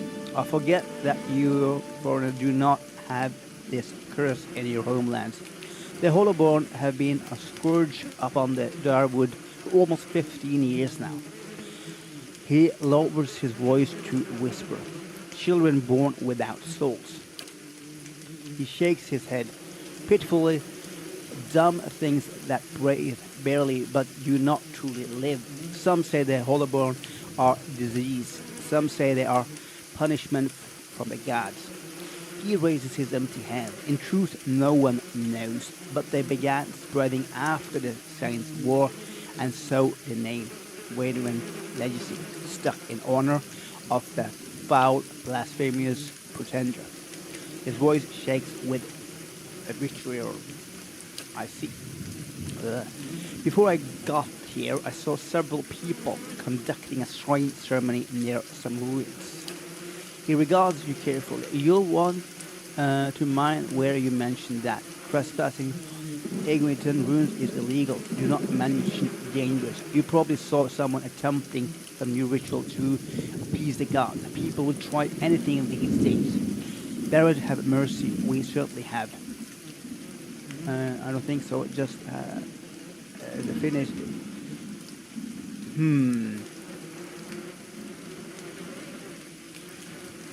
Should I? Should I not? Maybe so. Like I said, it's best to stay away from those sorts of places. Keep out of...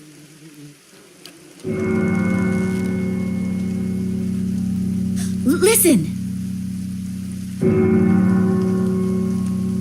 2 tolls. Let that be the last. 3. Gods have mercy.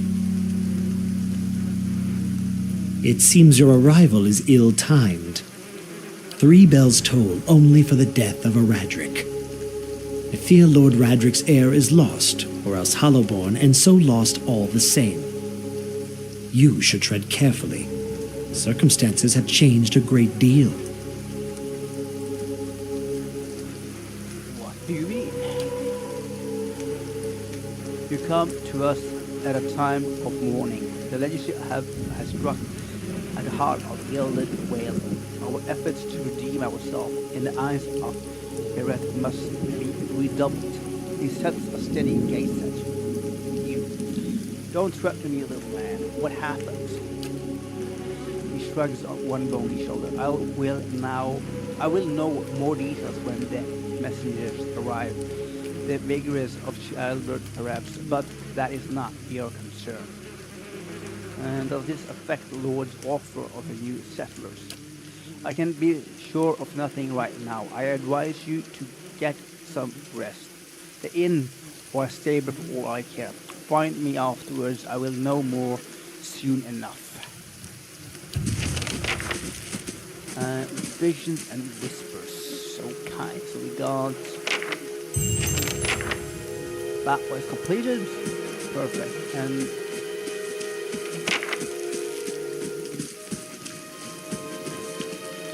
Scattered between the roots are bracelets of twine and wielding flowers.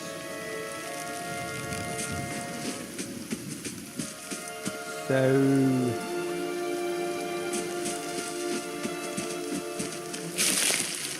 Blood mass, okay.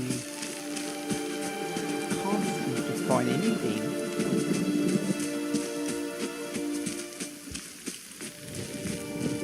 Things are bound to get worse now. Why? Corpse applied, the legacy is upon us, this place is cursed. Okay. People are not wearing optimistic here.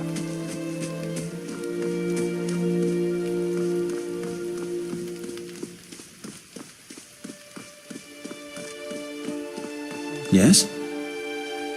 Breath the wines are crude carvings of a sun rising over the tree.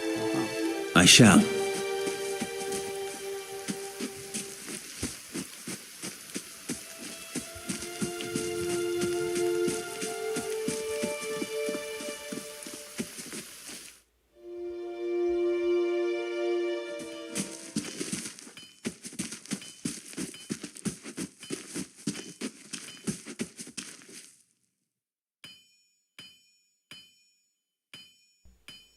If you were buying something we speak to, okay.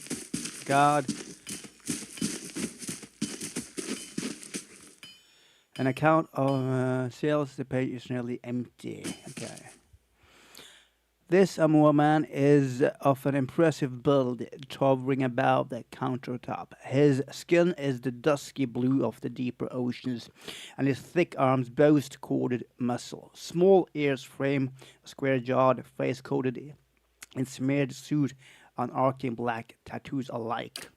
He offers you a broad smile as you approach. Welcome, you're the first new face I've seen in quite some time. What can I do for you? What do you have here? You come to us at a strange time, I'm afraid. The stock not what it's used to be, but we have fine weapons and armor to offer, and all forged right here at the Black Hammer. And what happened? We just don't have the supplies. Been expecting the next delivery for near 1 week, and haven't seen a sign of it. Have to expect they were hit by bandits, but the road out east is crawling with them, or my workers ran off with the wagon themselves, maybe to make some coin. And if that lot were there. If you happen to be headed that way, maybe you could help keep an eye out for a supply wagon, or my shipment at least. That would be cutting through the Black Meadow. I expect only good road for it. As it is, most of our weapons go to His Grace Lord Redrick. He glances at the guard. And that's as it should be, but it doesn't leave much for outsiders. We just don't have the iron. Where it was traveling from, we send the wagon up to New Hemwell with weapons, and it swings round through Longcombe, and like to purchase supplies. Shortest route back as though through the Black Meadow, and then north through the wilds. Had a trader come through with words they made it to Longcombe, but haven't heard a thing since. I'll see them back home here.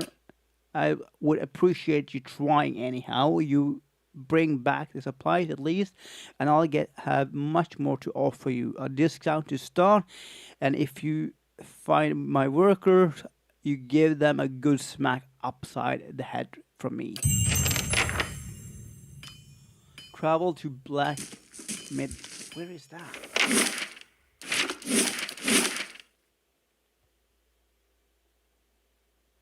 Black.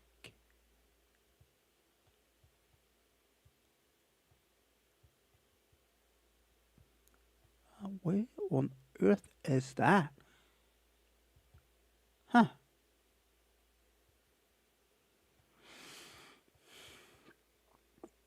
Let me see. What's the quest say? Where's journal? Quest.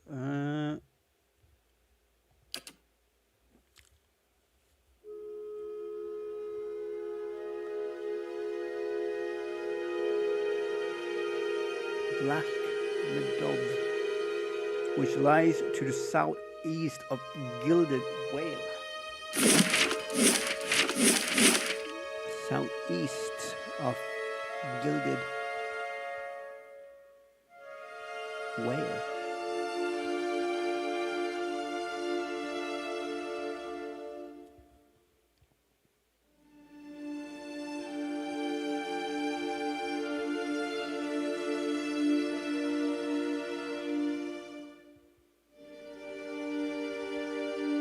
Okay, let's see.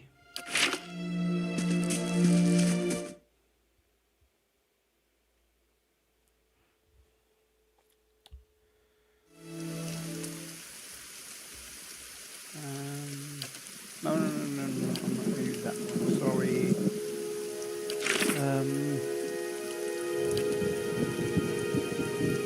This is not an illness. The magistrate advised me to get some rest while I wait for permanent accommodation. That may be the best thing to put an end of this illness as well.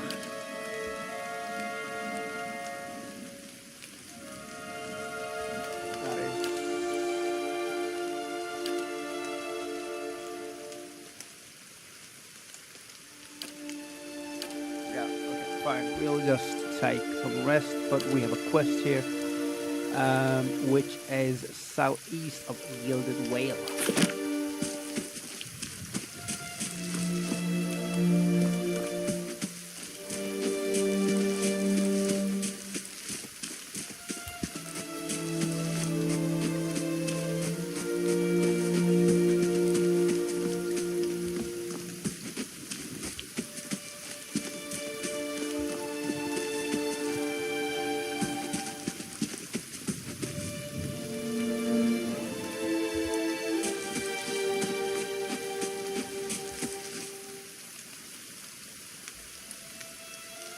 We know there's more grain in there, Trumbull. He won't settle for scraps while you grow fat on our crops. A muffled shouting emerges from inside the mill. The first of you drunkard come through the back door and get a shot between the eyes. God hear me, Sveinor. I'll put you down like a dog. Come away for now, lads, but we'll be back, Trumbull, and we'll have a fair price, or by the flame, we'll have a reckoning.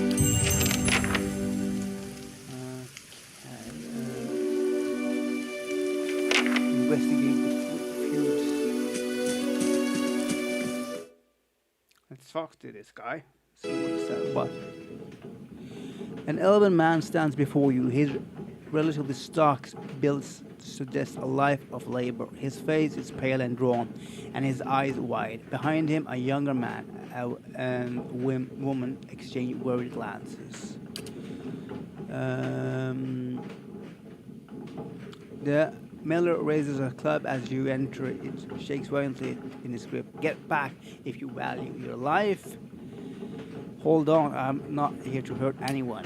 The miller hesitates, then lowers the club a fraction. Who are you? Is Sveinur roping foreigners into his little crusades now? My name is GV. I only just arrived in Gilded Vale. You picked a bad time to come visiting Gilded Vale. Had all its shrines scrapped off. Just a big dump heap now. And Sveinur thinks he's king of it. They are all of them mad. What was all that ruckus outside? Where to begin? Sveinur's them up into a froth, going on about the grain store. Claims I've hidden away most of it. Okay. All I do with the grain is sell it. I can't create it out of thin air, and I can't hand it out for free. I pay the farmers for the crops, like bring it in, and I sell it what comes out of the mill. Most of it goes to the Black Hound on the west side of the town for ale. And Sveinur and his lot sure don't mind that part. You take a look at the fields on the way into town. The crops blighted, and most of what I'm getting from the farmers crumbles gestures to the sack and the containers. It's gone off, rotted through. I can't pay top price for blighted wheat, and I barely got enough good grain to go around. Sveinur howling after things he has no right to. Maybe I ought to go and talk to Sveinur then. Seems like a pretty clean story for a messy situation. Maybe. The miller all but sagged with relief. I would be grateful if you did. He won't listen to me anymore, but maybe you'll have a better luck.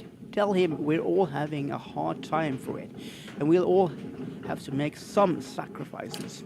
We'll be in your debt for it if you can convince him. Okay. What's this in here?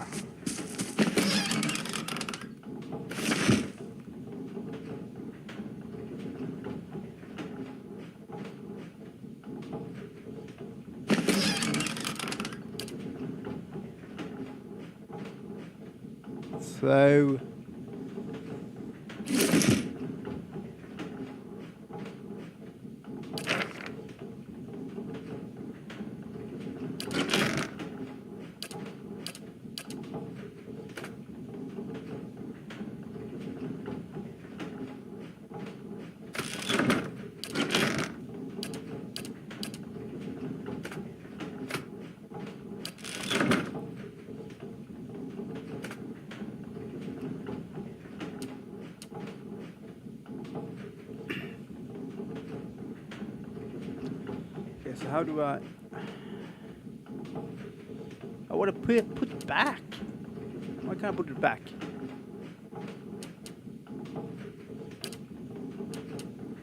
Interesting.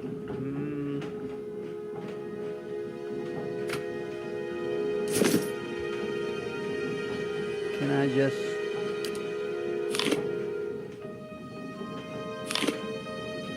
crap, I hate it.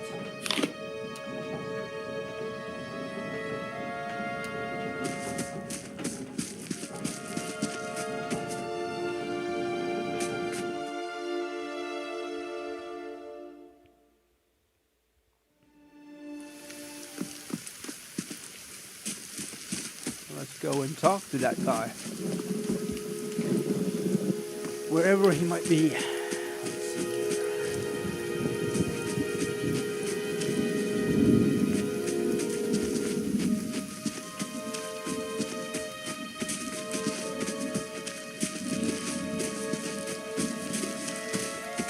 see here. Nothing here.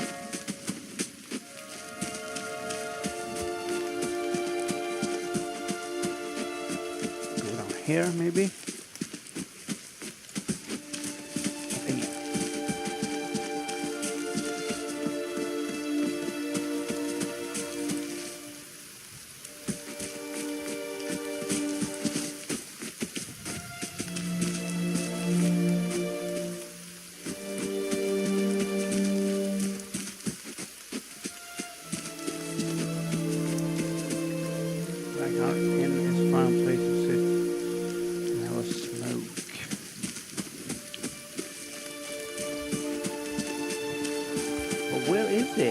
That's what I'm wondering.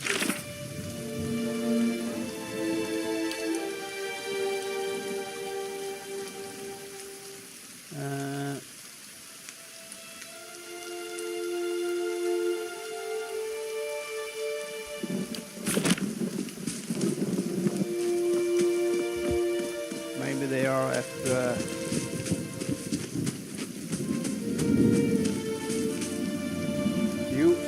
people gathered by the door to the inn, their raised voices and chopping gestures suggest an argument reaching its climax. The first figure raises his hands for calm. His face is partially obscured by a hood, but his height and stature suggest an elf. I meant no offense. Let's put this matter to rest over a round, shall we? My treat. Hoping to soothe our pride with a few Adira coppers, eh? We don't need your coin. Others who tap two full men and don't look convinced.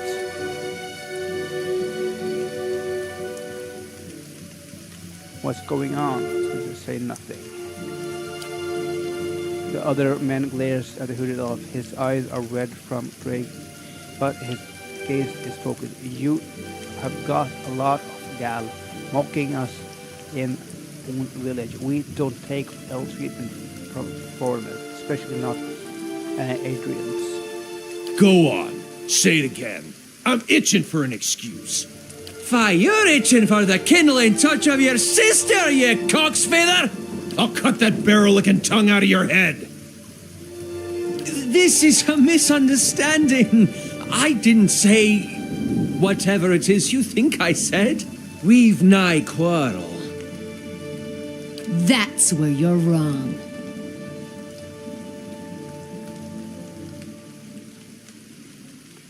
Rather be inside drinking than here arguing. We don't want your child to either foreigner. It sounds suspicious you're defending him. Okay.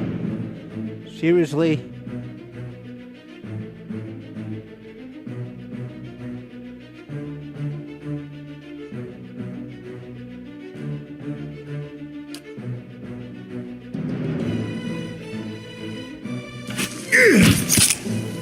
On.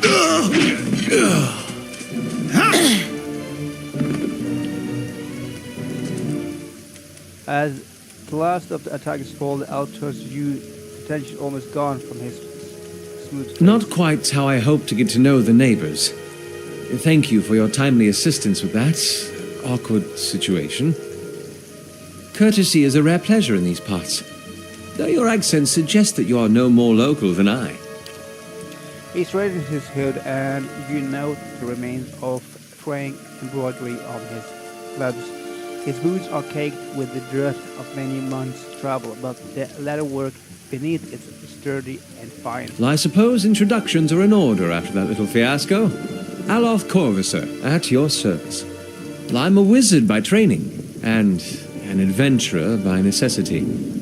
I was born in the Seathwood, part of the mainland of the Adir Empire, and both of my parents served the nobility, which afforded me an education for which I am grateful. However, there were no open positions in those houses, and so I decided to seek new means in a new land. And how exactly did you come to be here? In Gwithan Ruins? Well, those can be dangerous places during the best of times, which these are not. And half the locals would arrest you for trespassing, and the rest would kill you outright. I'm curious, what exactly did you find there?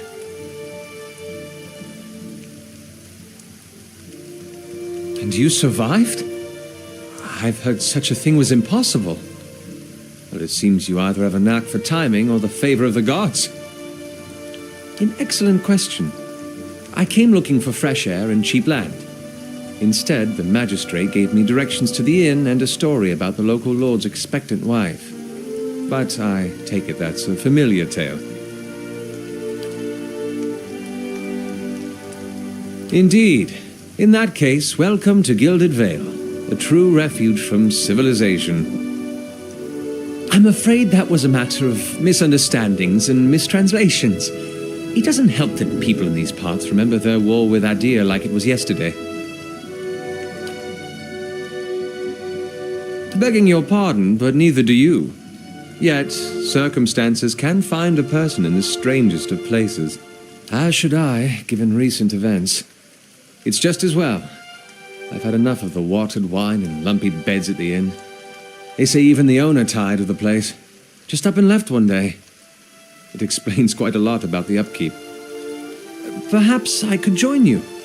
I could use a change of scenery, and I find it's better to travel in numbers. Excellent.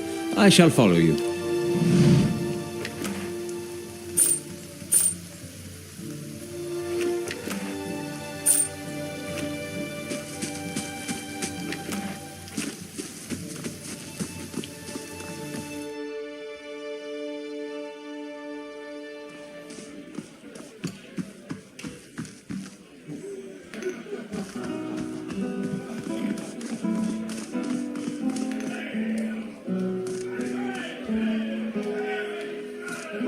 Do.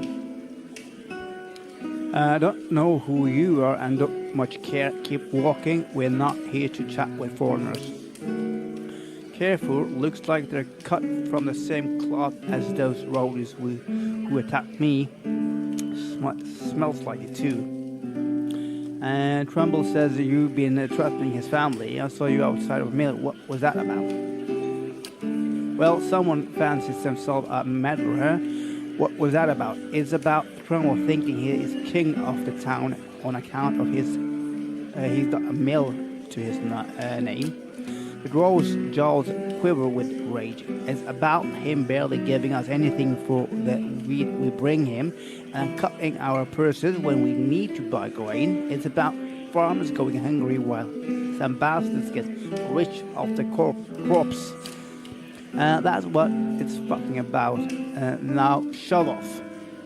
Okay, maybe for you. What are you doing here then? What does it look like drinking till I forget how much I want to put a pitchfork through Trouble's face? Trouble says that you've been threatening his family. What if I buy you all around? Will you talk to me then? It looks fair enough. You bring us something to wet our throats, and might be I feel up trading some words with you. Alright, let's get him some beer.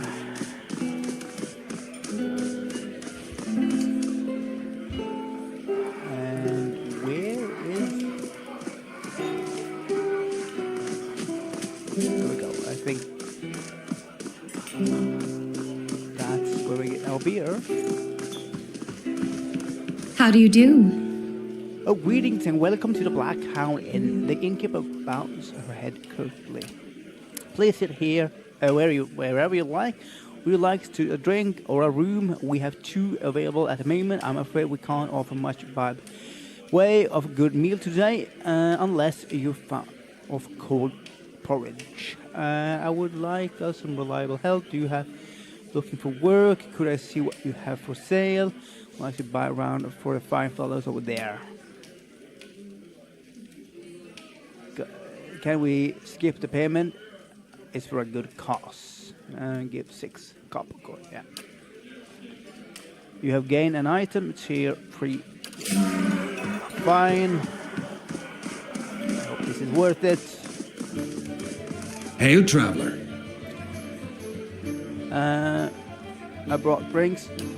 Hey, so you have Baldur Flame. I never thought I'd be so happy for a mug of the Count shit beer. You lost the right to free beer. Look, there's no sense. God, that's good. Alright then. You got my attention. What is you got to say that's worth around drinks? Look, there's no sense of interrupting the miller. You have him against a wall. Maybe you could ask some other villager for help. Maybe you could tell me more about what's going on.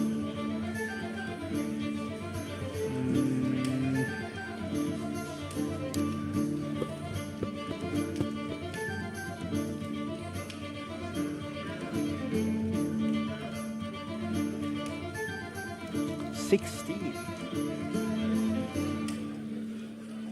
Maybe you could tell me more what's going on. It's like I said, the miller in charge of the grain price. He says they're fair, but I know for a fact that folks like Afura pay half of what we do.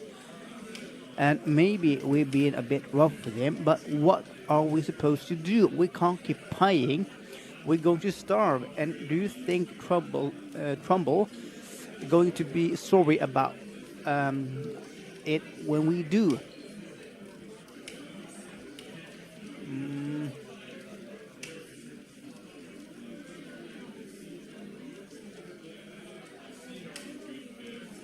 You have him up against a wall. As you forewarned, thinking deep from his mouth, then he said, "You're right. Things go on like they are. We are just going to end up hanging from that tree out there." He looks to his comment. Tell Trumbull we leave him be. Yes! Oh, to let him be. Correct. Don't know what we'll do now with the crops failing. Haven't got another trade to speak of. Think Pascal needs a hand around the inn. Cool. We got. Let's see. Welcome. Do you? And he couldn't.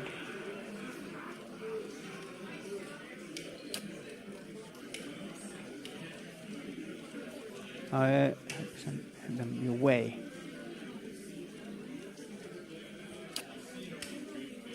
Okay, so we can recruit people from here, but I don't need any at the moment.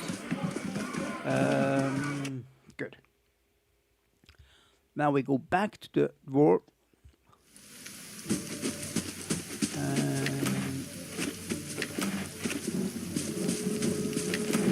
Nothing is needed here.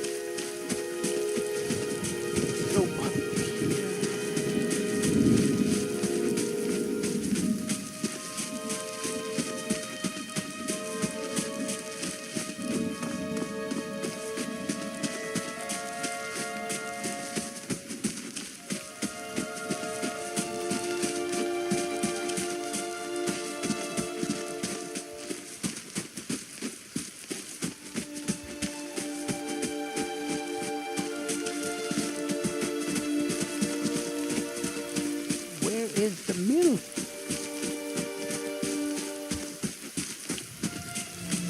There it is.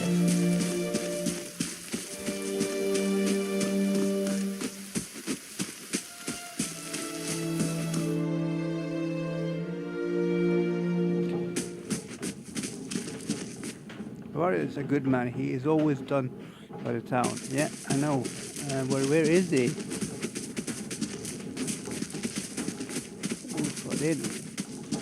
I'm sure Father can explain better just what happened here.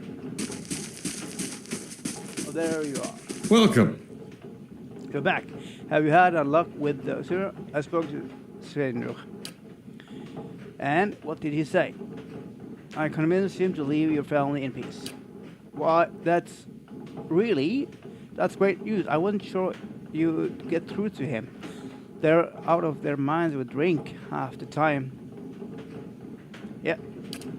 I owe you a great debt here. He pulls a coin purse from his hip and pushes it towards today's earning to show my appreciation. And you can be sure I'll let everyone know what you've done for me.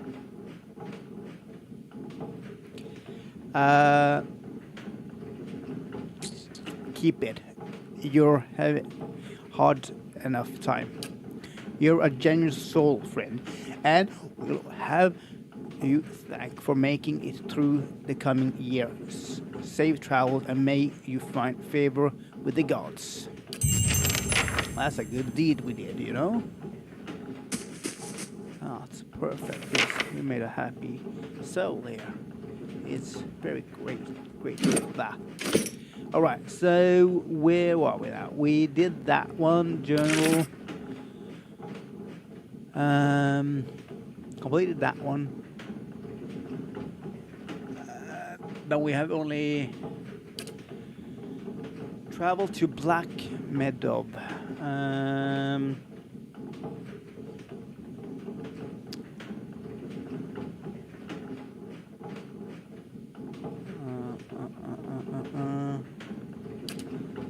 The magistrate advised me to get some rest while I wait for a permanent accommodation, so I'll do that, I guess.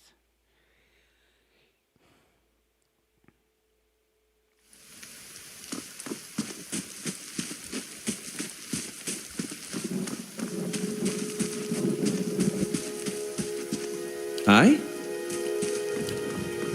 How may I help? Yes? Of course. You must gather your party. What's in there? Oh, now, what's in? Please help me. A man lies resting against a wall, lit by the dim illumination of the fading sconce. He has a gaunt, fox-like aspect, and his face is pale and damp with sweat.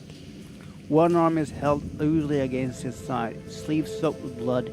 He gives you an anxious glance as you near, his features twisted with pain. Greetings. Ha!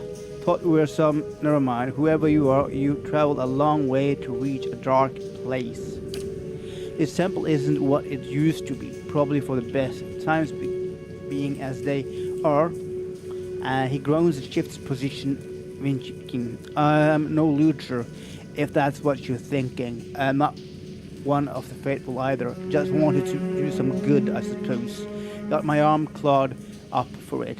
He regarded you warily. Maybe you'd had better luck.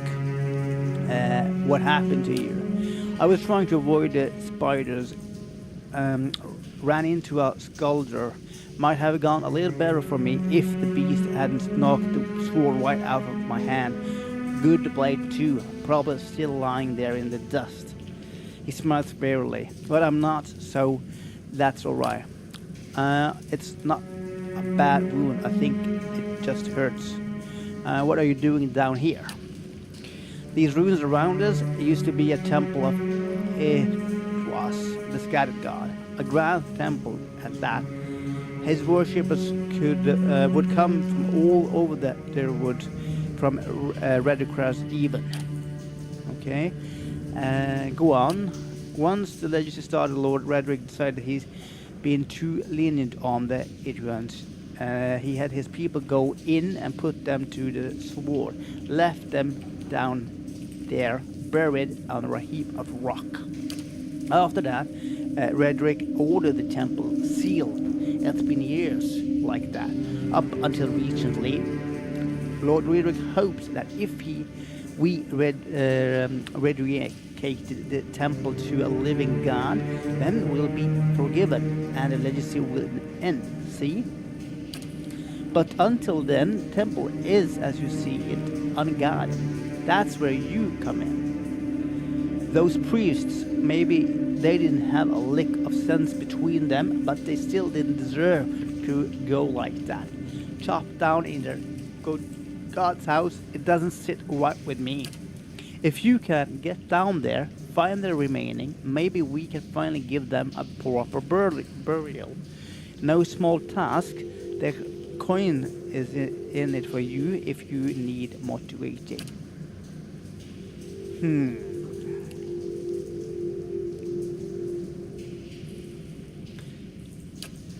It is about respect, isn't it? About deserving to be remembered, not just tossed under a pile of rock and forgotten. I thought it was worth the effort giving that to them.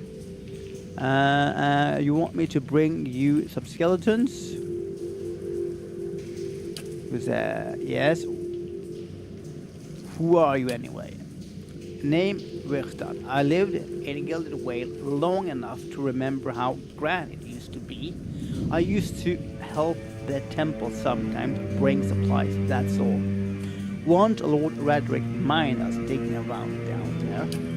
I wouldn't go telling him about it. Lingering in these places, it's no good for anyone. But you do this quick and quiet, and we can do right by those priests without raising a fuss. Okay? So, are there anything else worth a little more than some old bones? Probably nobody been through the place since it was sealed up. Well, apart from me, and I didn't touch anything. Any valuable in there, you get first crack at them. I only ask that you do this favor for me while you are at it. And why can't you do it yourself? Well, I tried, only got a short ways in before I got in over my head. I haven't raised a blade in a long time. Turns out it wasn't something you can just pick up again. But you look like you can handle yourself. So why you go in? Okay, let's go. What you want me to bring up? Okay, skeletons. Would bury them where they are if I could. I know it's a little macabre, but if we don't get them out now, Radric liable to destroy whatever is left of them. Okay, I'll find them. Then by the flame, I owe you a good turn. But listen, the temple's been sealed off for long. It's crawled with creatures. But if you go past them, the priests would have been down on the lower floor. They'll be there still, if there are anywhere. Those priests had all kind of secret chambers, switching in the walls, trick scones, and that kind of thing. Keep an eye out and take care down there. I wouldn't want to have to send someone else after your remains. I'll wait here by the stairs and keep a lookout. Maybe try to patch myself up somehow. Okay. Right, let's see.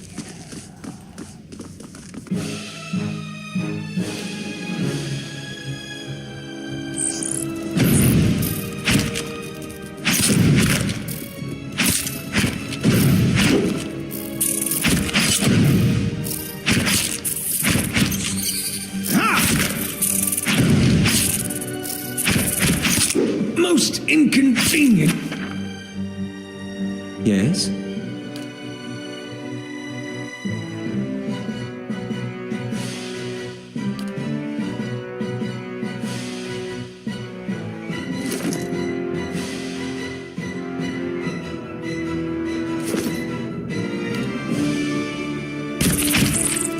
Most inconvenient. These ones are in for a... I shall deal with this one. These ones are in for a whopping.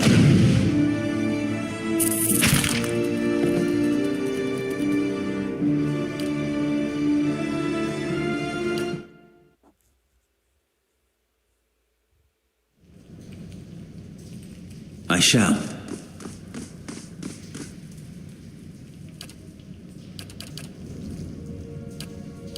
Easy now.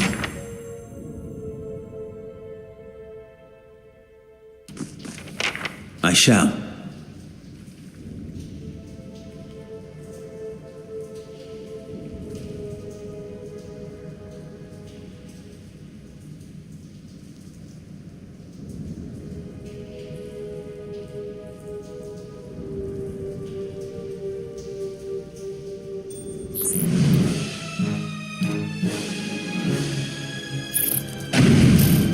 feel off.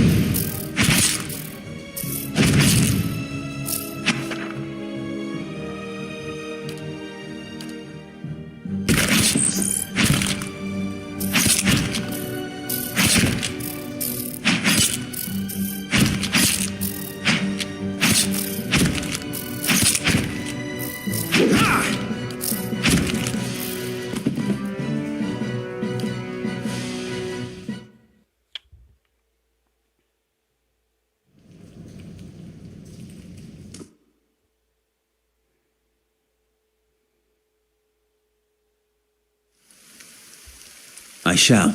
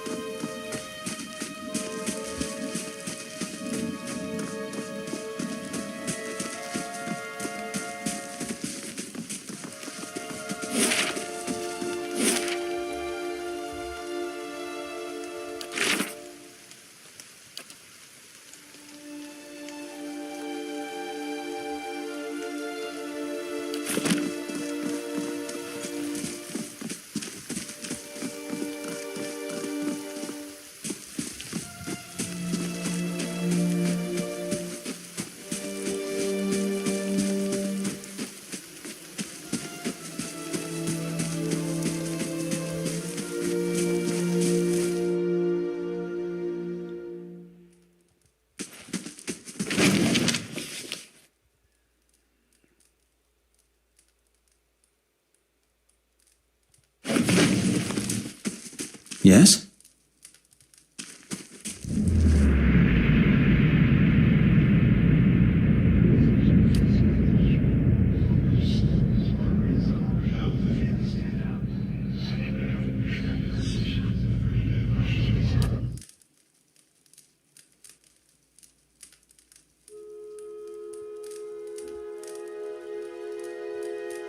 I'm here.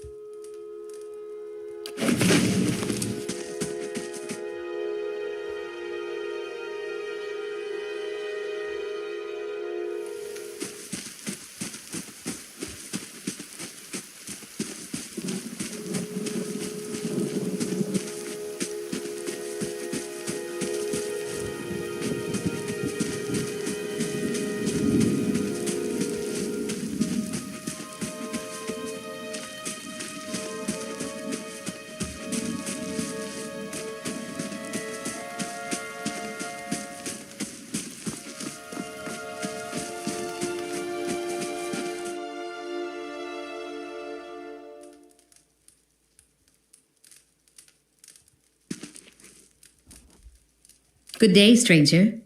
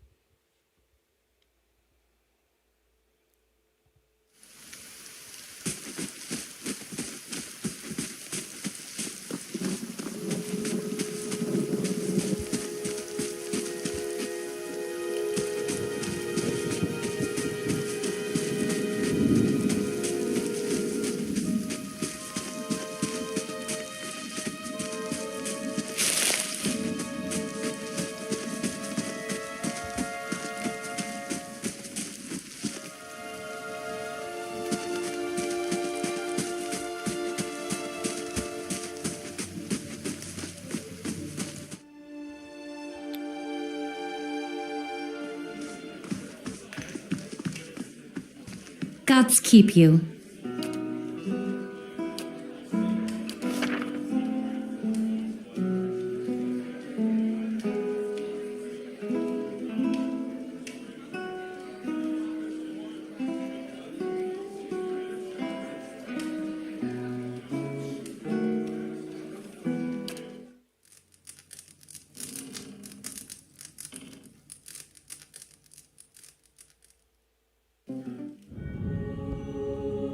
Your sleep is restless and fevered, assaulted by hisses and whispers, blanketed with a suffocating anxiety. You open your eyes to awaken and find yourself in the front of Gilded Whale, Gallow Tree, the creaking of its rope growing louder in your mind until the sound is deafening. Hanging from the tree is an old dwarf woman, whose face has shriveled inward like mouldering fruit. Her head hangs limply to one side. As you look at her, she looms larger and larger in your mind, until she is mere inches from your face. Suddenly, her head snaps up and her eyes open, and they are empty, and behind them is a vast nothingness that makes your stomach drop. Her mouth slowly parts, and with a gust of rancid air she speaks a word. Watcher. You jolt awake, the foul smell of the dwarf woman's breath still permeating your nostrils. Sweat runs down your face in thick droplets, and your skin is soaked from head to toe. You remember the woman's. You remember seeing her decaying face when you spoke with the magistrate. He called her an animancer. Though it fills you with a new queasy apprehension, you feel a strange compulsion to see this woman once more, if only to confirm she is truly dead. Find the dwarf woman from the dream. What the heck am I supposed to do that?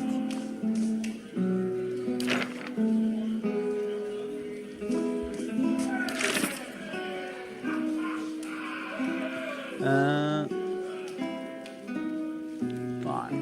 Okay.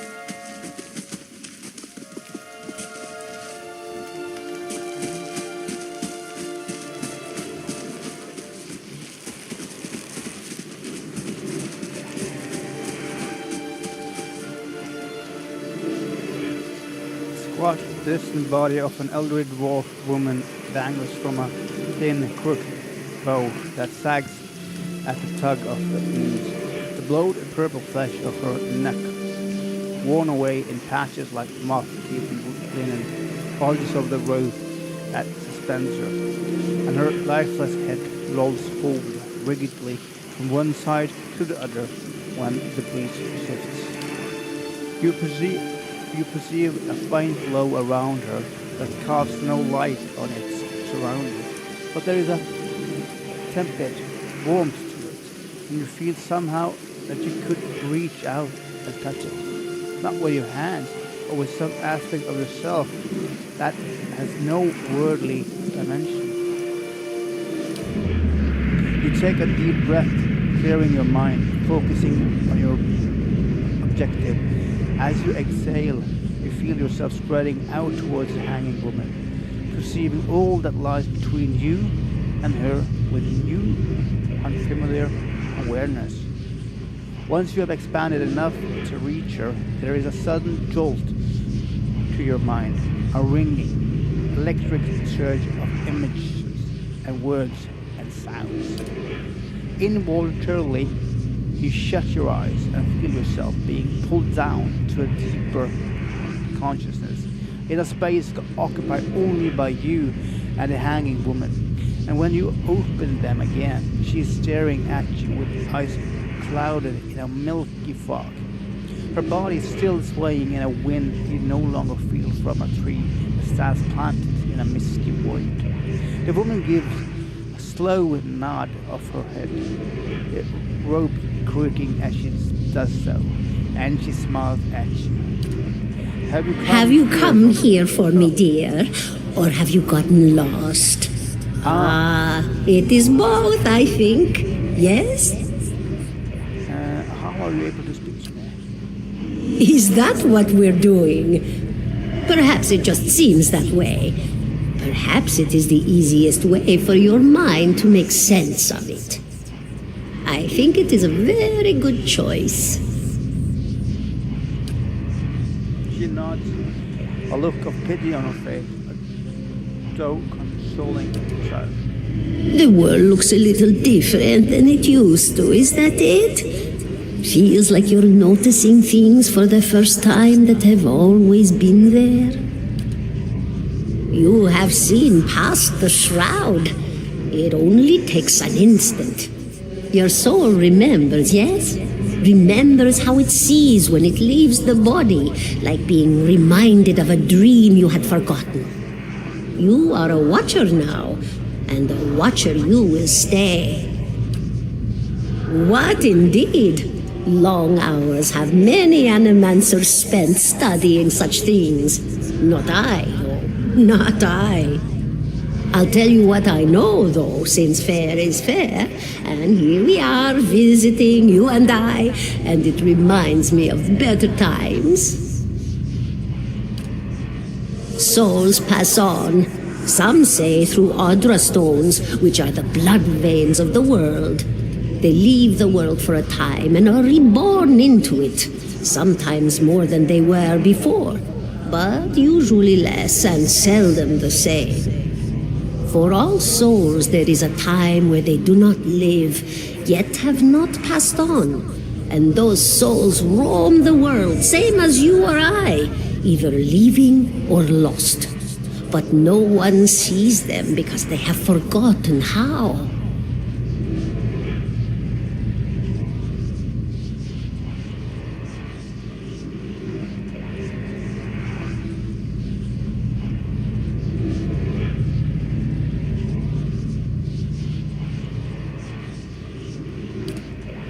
A watcher sees, though, knows what to look for. And sometimes they know a person just by looking at them, know where they've been in ages past when their bodies were other bodies, see memories even their owner can't recall. A wonder to behold when all goes well, a wonder.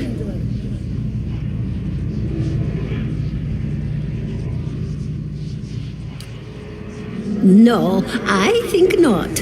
A pity that. It would be simpler. A mercy even. To not have to wander anymore, no? Alas, we are here, you and I. Wherever here may be.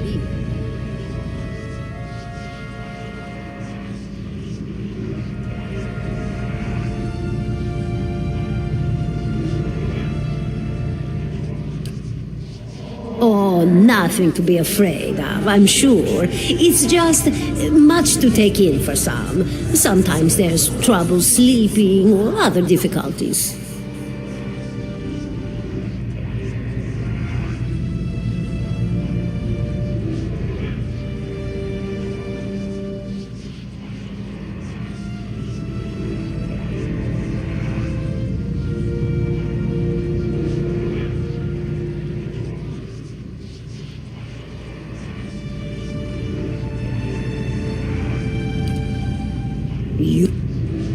Did you now, dear?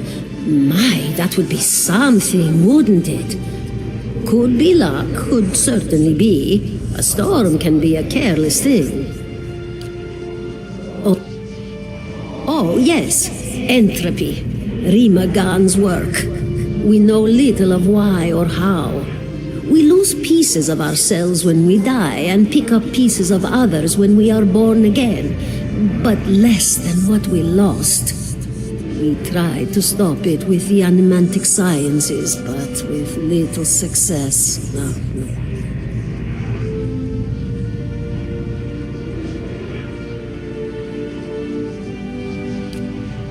A very small few resist Rimergan's influence and stay together through some force of defiance, at least for a time.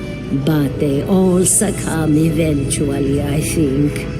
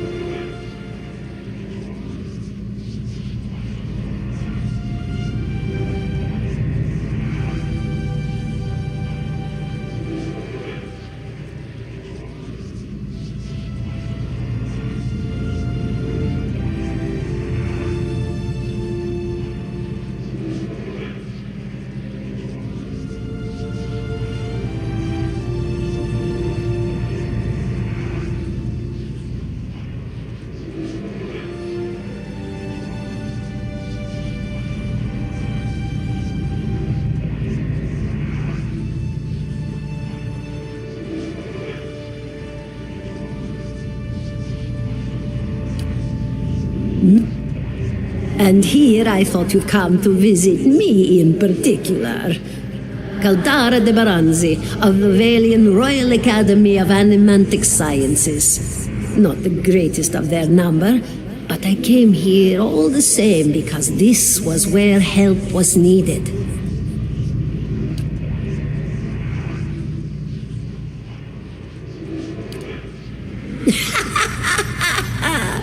Oh, come now. Such a question. As though the answer were plain as a rope tied for strangling. Allow an old dwarf her last bit of cheer. Well, I came where I was needed, didn't I? Offered my services to Lord Radric for a pittance. A humble pittance. I was to examine the Lord's wife, see why the gods have seen fit to poison her womb. Studied her for months, looked high and low for impurities, tested her valence, the permeability of her essence. Do you know what I found? Nothing at all. A healthy woman, head to toe, blessed with a beautiful soul. Such a sweet woman, too. Meek, but warm-hearted. A few months' time, and the lord of the house demanded answers. For a time, I told him what he wanted to hear. Oh, yes, my lord, she is riddled with imbalances. I must have time to cure her. As the birth drew near, he grew impatient, as lords do. And this is where I've ended up. A student of the soul. Something so basic, yet so poorly understood. But so many breakthroughs have been made in my lifetime. Had been. To hear the locals tell it, we're a gang of soul manglers that preys upon the weak-minded. And the worst of us are. But the best of us, the best? Inspirations, miracle workers. My parents were soul twins, miserable before they met, empty inside. It was an animancer who helped one find the other, turned their lives around. You wouldn't believe the stories. Amnesiacs helped to remember their lives. The suicidal brought back from the brink of oblivion. The elderly afforded extra moments to say their goodbyes. How soon we forget when we're afraid. It's a fascinating science, a fascinating time to be alive in a place like Deerwood that does not control the research, no? I love the Valian Republics for many things. But their recent caution will leave them behind, I fear. Of course, dear. Well, you replied to all the questions, so I think that's goodbye. Goodbye, my dear. It was lovely visiting.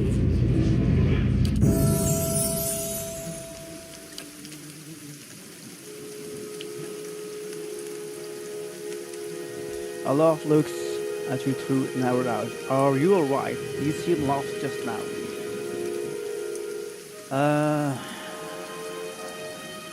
Yeah, this happens a lot. You'll get used to it. That's good to know, but I don't suppose you could tell me what that all was about? I'm watching. His arch arbors recede into his hood. Well, that is interesting. He gives you a sly grin, and I expect that explains how you survive bivouac. In any case, I appreciate your honesty. Since we're traveling together, it's probably wise for us to share these things. Do you know anything about Watchers? Only that they are rare and that they seem to have a unique insight into certain soul conditions. As you just demonstrated. Okay, let's continue that. Travel to Cape New. We completed Visions and Whispers, that's good. And we can actually also... I'm here. Increase our abilities. We have 7 points. So what should we do? Monk.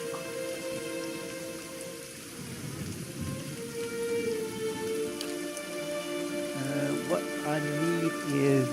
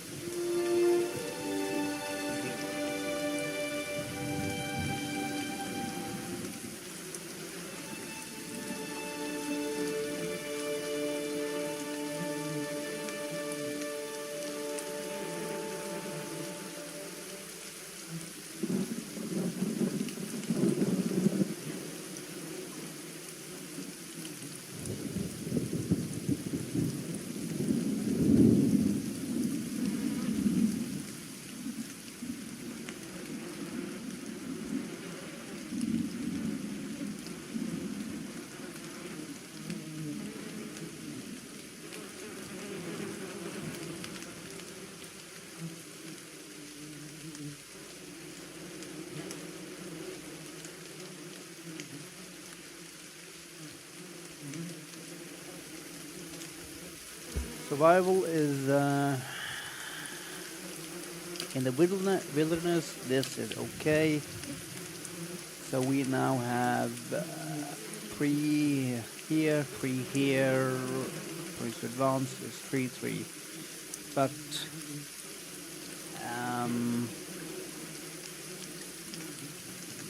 let me think.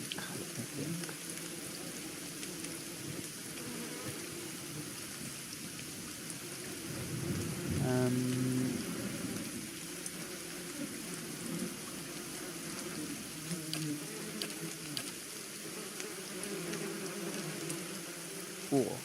Spent 5. Right.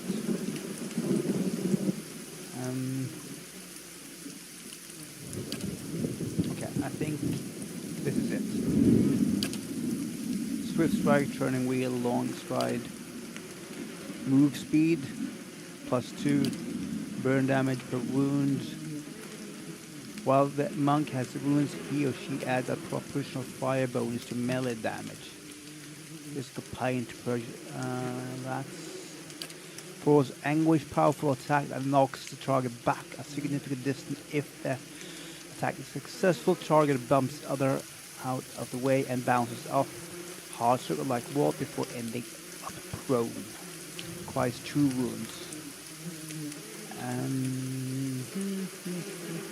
Swift strike, 1 wound, instant effect, speed of for 11 seconds. I think I would monk to move with a confident fluid in battle. During combat, the monk's movement rate is significantly increased. Okay, fine. So have it as well.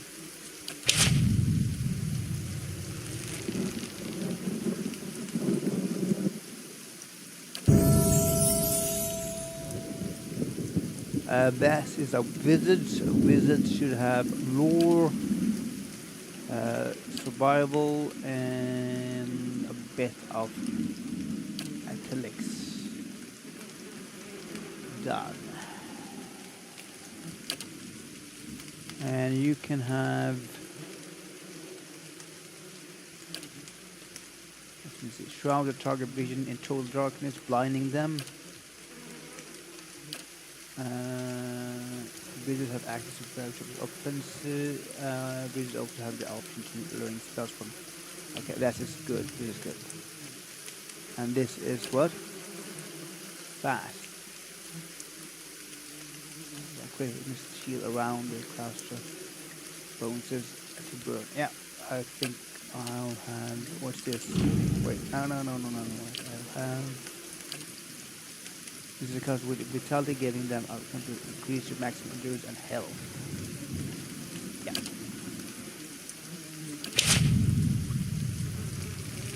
Good. Now we have done that. Okay, so now wait.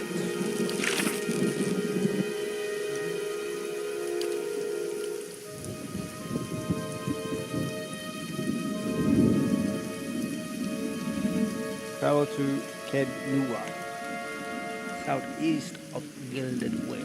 Kednua.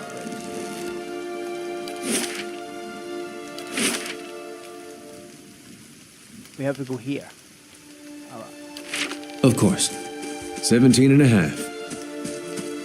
How may I help?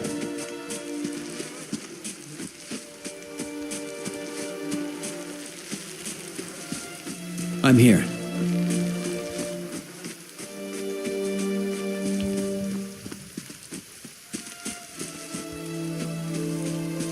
You must gather your party before venturing forth.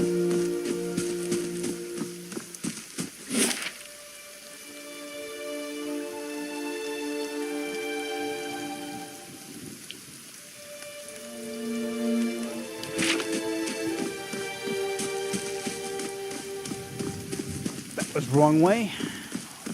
Downwards, not upwards.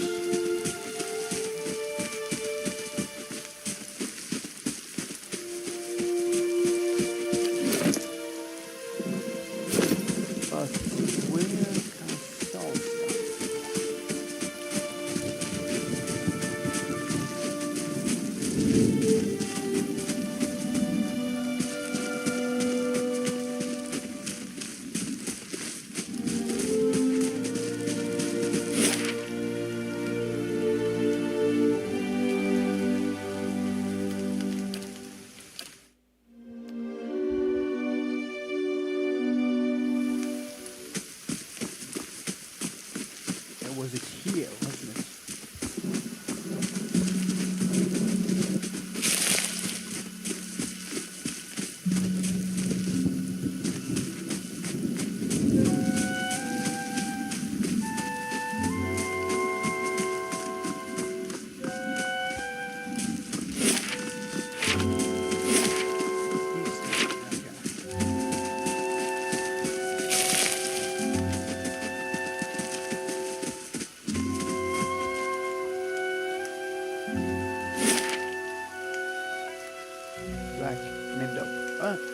here we're supposed to go. Let me see.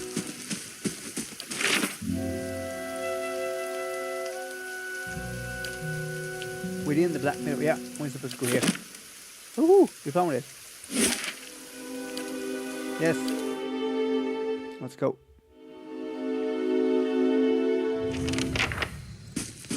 Track down the shipment. Should be here around somewhere.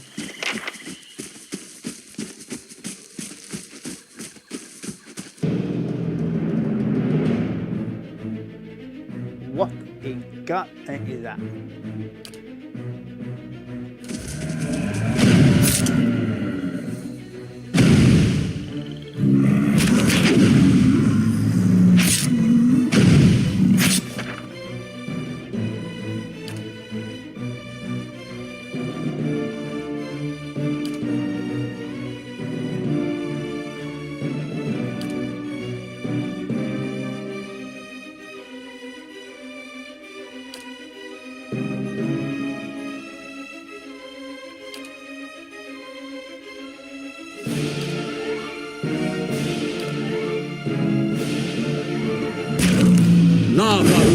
Seek!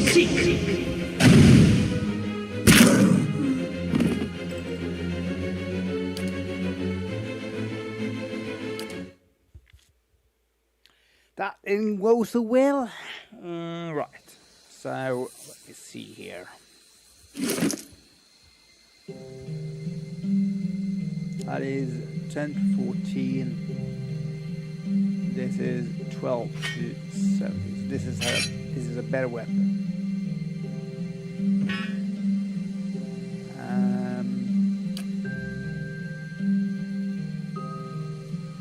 This is actually better. So if this is slightly more, actually is much better.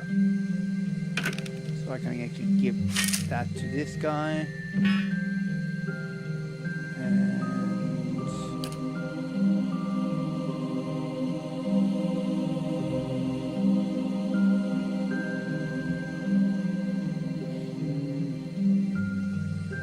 Let's see. I shall.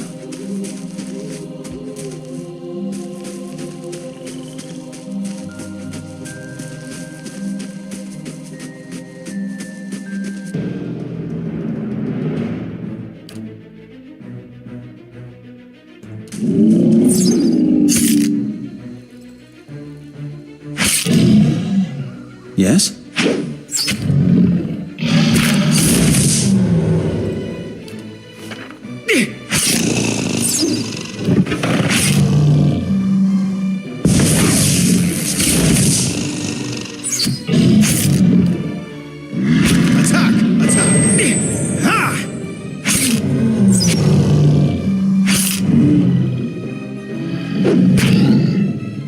Onward!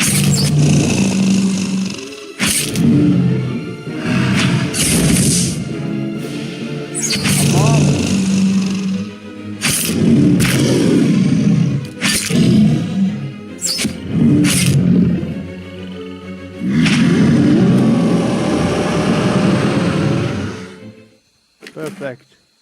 Full skin. I shall. Another troll. Oh god.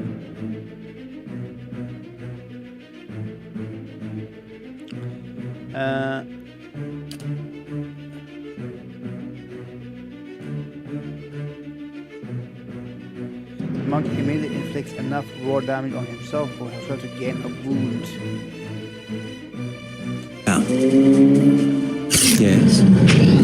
I shall deal with this one.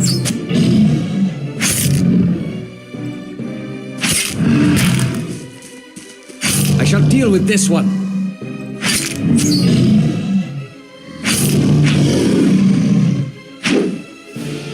Hulu. Let's have it out!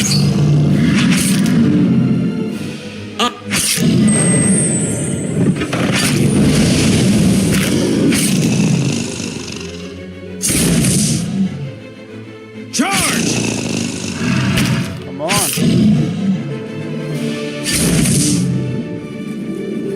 One melee only, I think.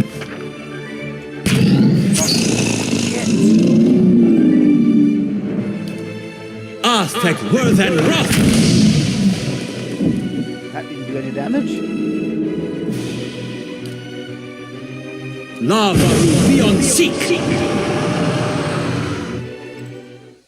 Oh, thank goodness. And now we need to actually...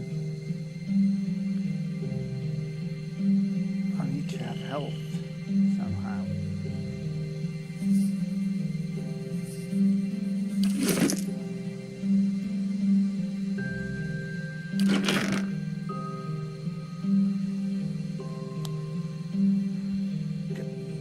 So, we'll do this is, and then we're gonna do this.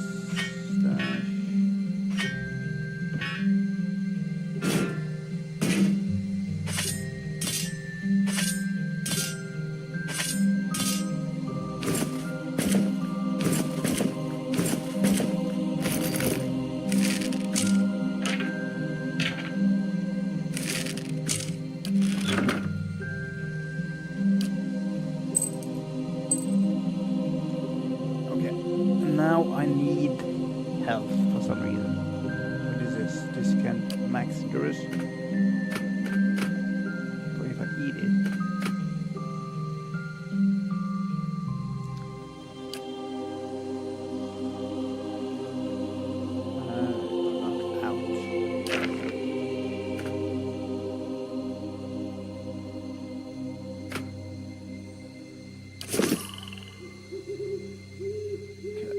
So, endurance health is 405, endurance is 91.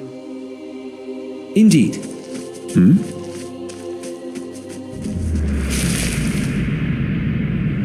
Indeed.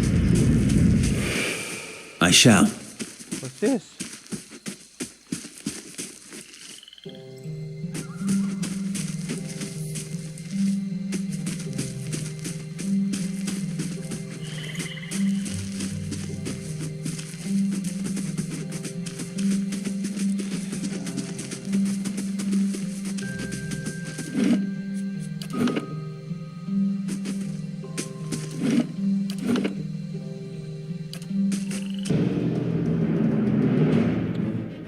Here is the trolls. Okay, so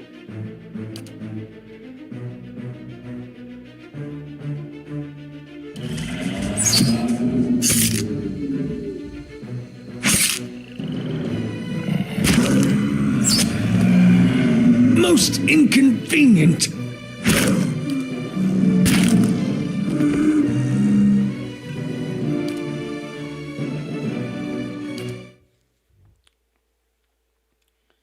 so we cannot fight them like that, I guess.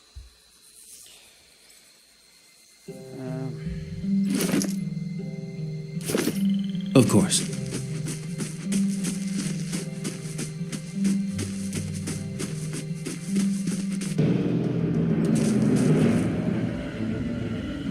Most inconvenient. Attack!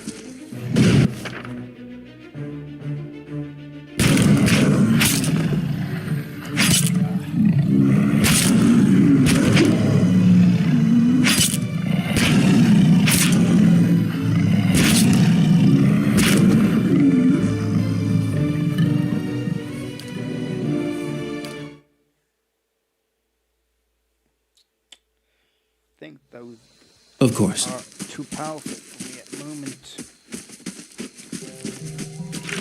So,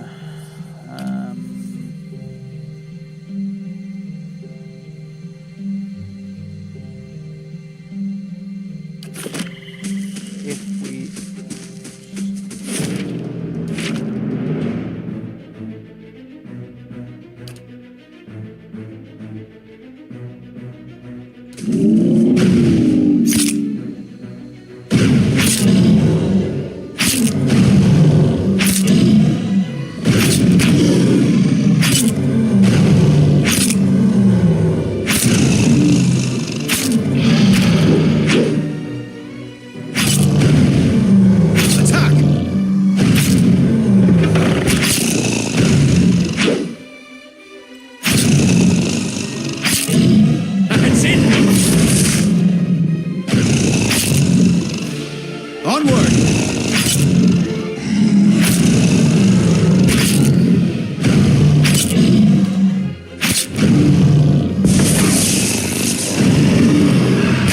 my limits.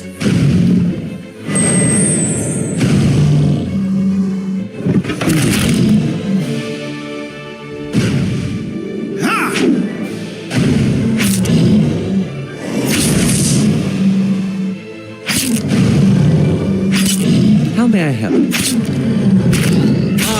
Ulu Sen!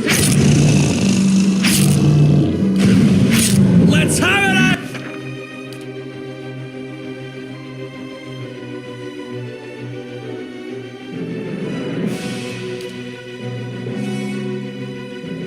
Okay, and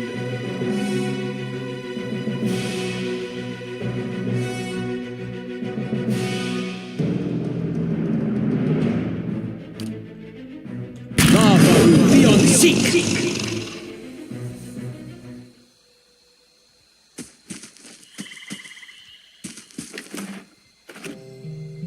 okay, so now I need to recover endurance and somehow right. Interesting enough. Maybe we can do it. I'm here. Where are we now? We are here. So if we I shall. not go this way, that's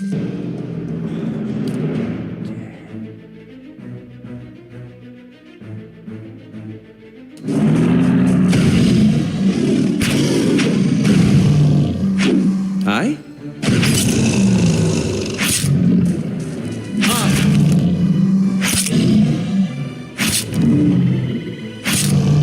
Lava will be on seek!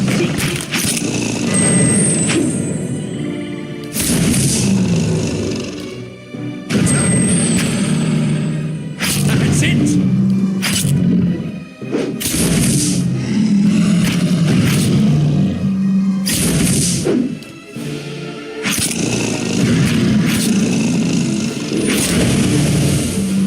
Aztec worth and rock!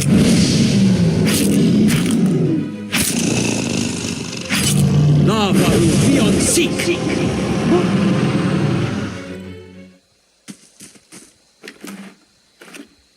I'm here.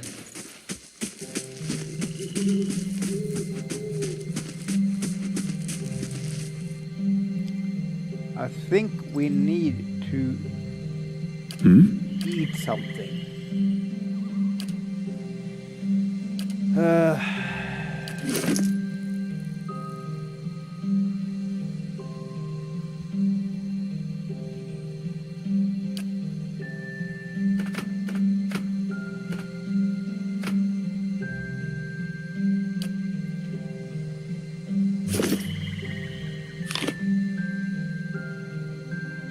There we go. We did that. Sprained wrist. 5 plus max endurance. Just wait till we get that up a bit.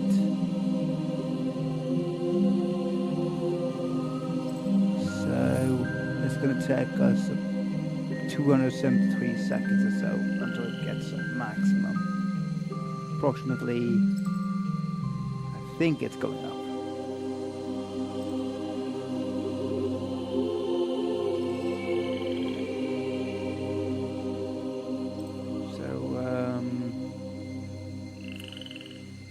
Let's see here. If we, I didn't like the weapon this guy has here, to be honest with you.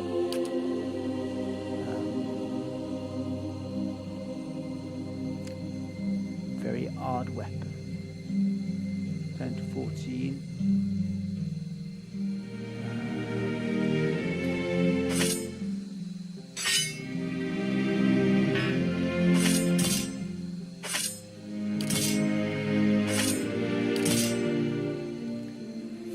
Light armor, curvy speed is minus 25. Hero is 5.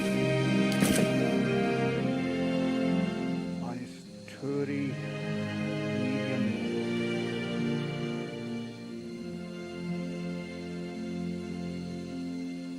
Damage reduction. When an attack hits, there is one primary means of mitigating damage. Damage reduction value is usually derived from armor, but many creatures have natural DR and raise it. Damage is subtracts directly from all incoming damage. Does 20 damage to a target 7 would then reduce to 13. So hence it means that using this one instead of the one we are using would be best, because that's one more.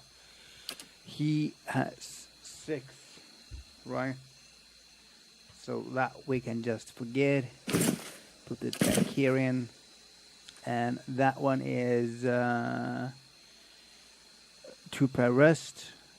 Granted to shield the wearer from the peril that plagues the world. An aspect of protect a dignity of old age. I don't know if that is required, but we can use it anyway. Right, let's see here.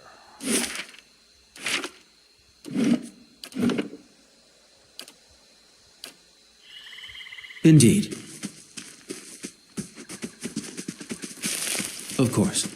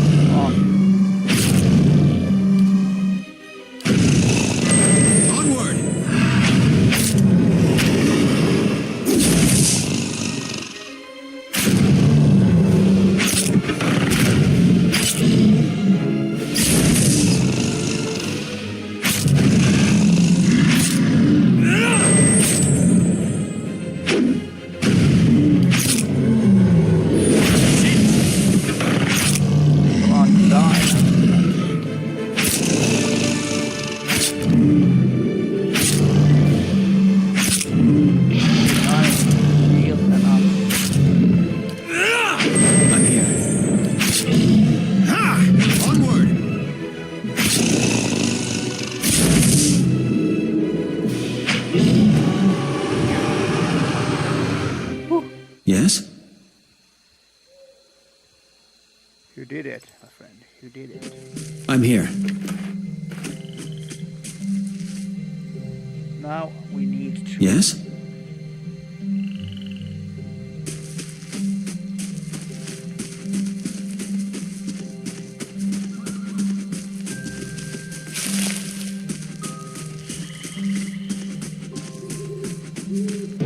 Ah, crap.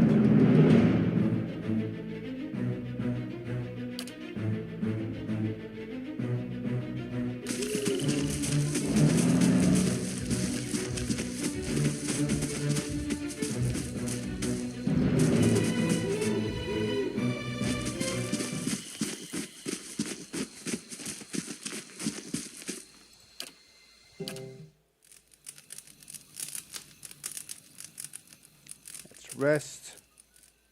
Okay,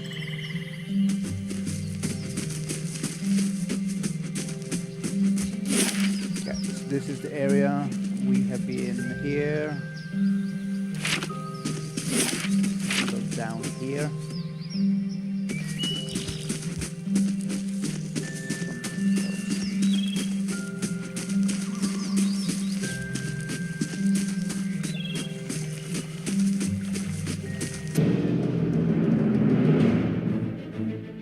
There you go. Fire. Charge! And that's the wagon.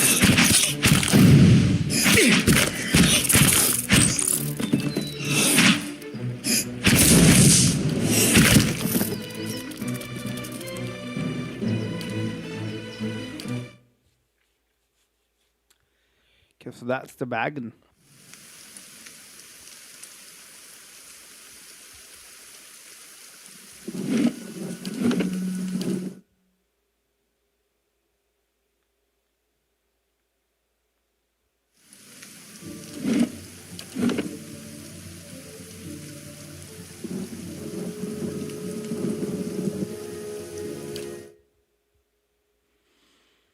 Okay,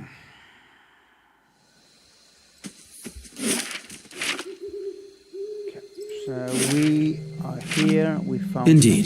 here.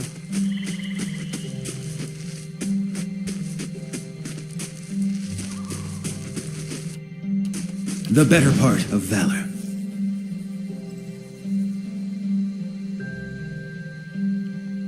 We just go here.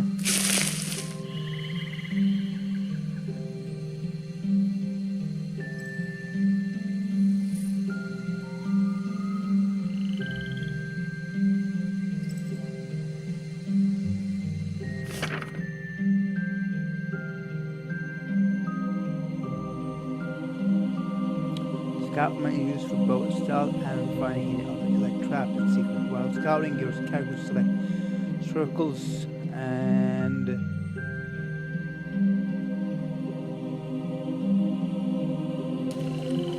Indeed.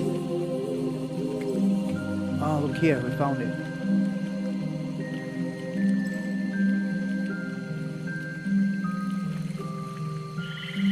A spare bedroll is laid out in the tent, but there's no one in there.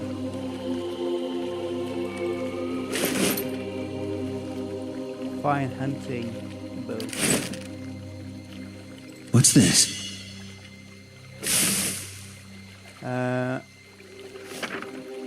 Copper pan, camp supplies.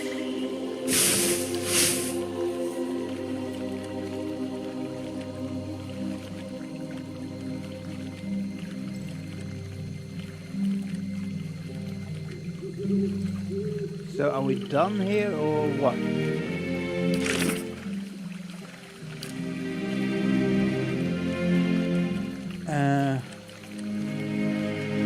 Place, he's worried something has befallen the wagon.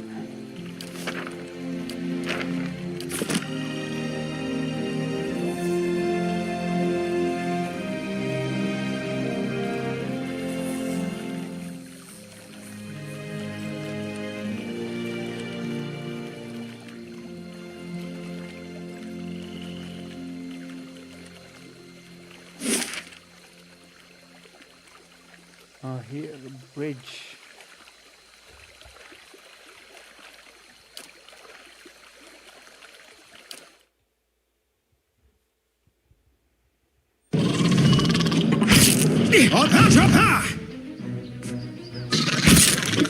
I just got attacked right away.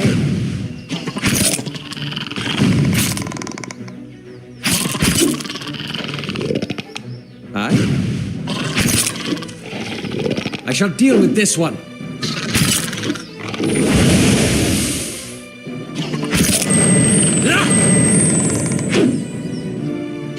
Let's have it! I shall deal with this one.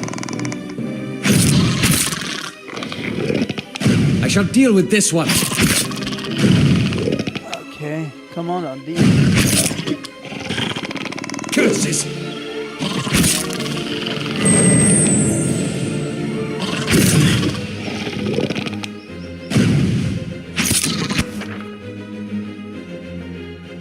When a character helps his partner, Captain Surprise restores full health.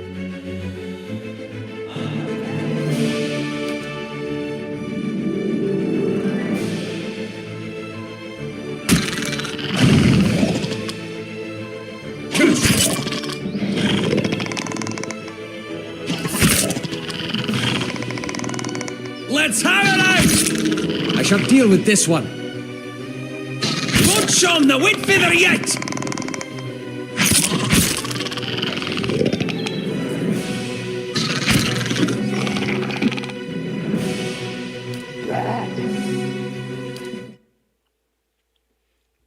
I died. I freaking died.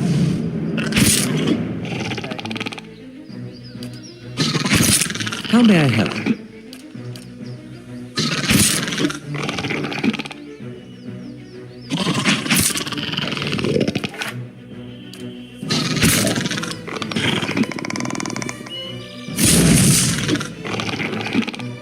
Yes?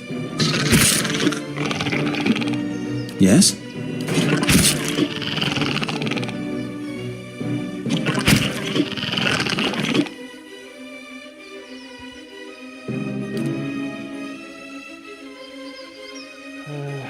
Defensive.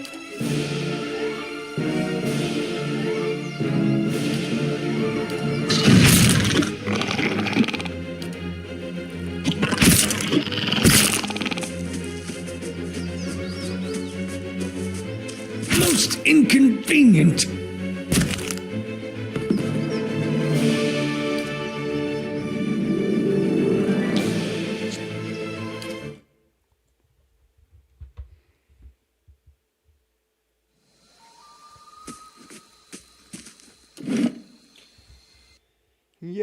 Yeah. That was fun. That was fun. Right. That was good. Good old fun.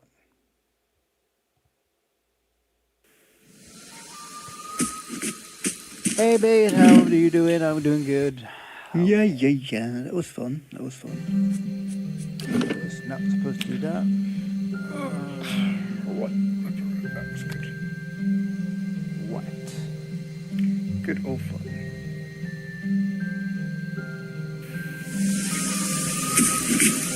Hey babe, how are you doing? I'm doing good. Yeah. That was fun. That was.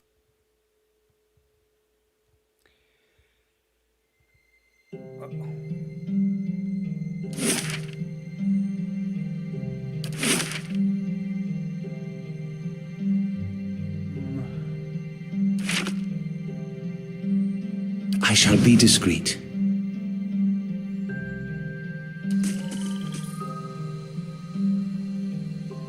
Of course.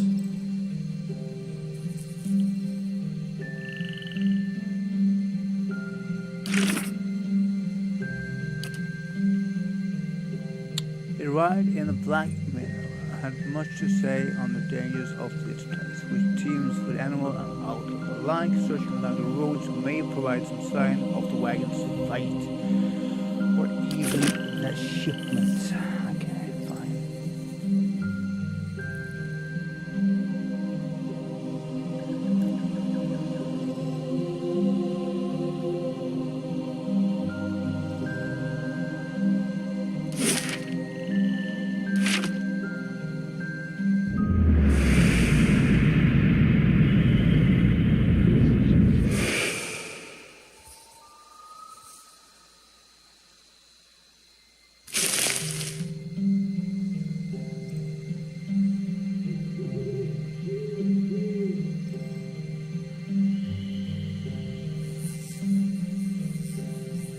I can't find anything here. It says along the road. This is the road here. Unless we're talking about this road over there. Which means it could be... Let's go up here first.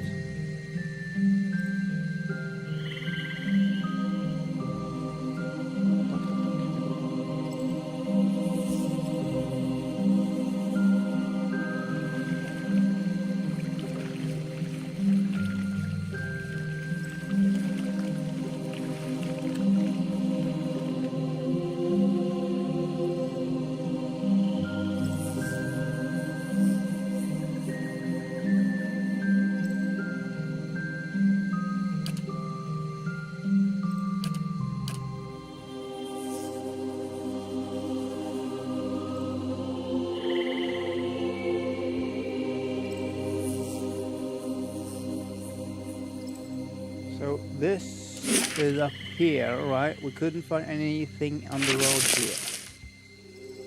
That much is clear. So while starting, your character select circle will start to fill the yellow when the character starts to...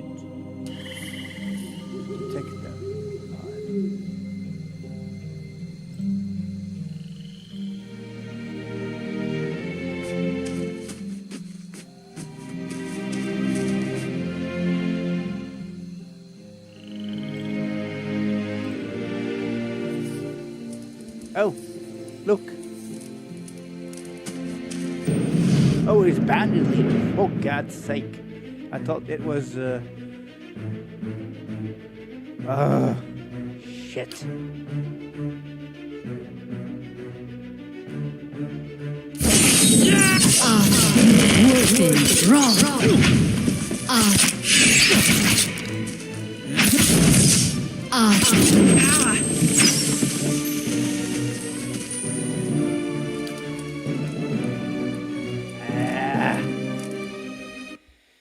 Shit.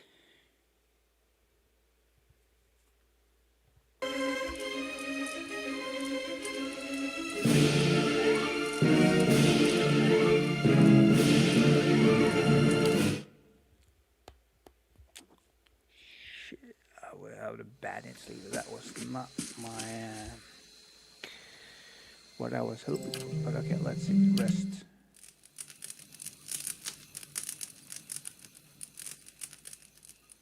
Now we have rested. Now I'll see what I can find. I shall. We go up here.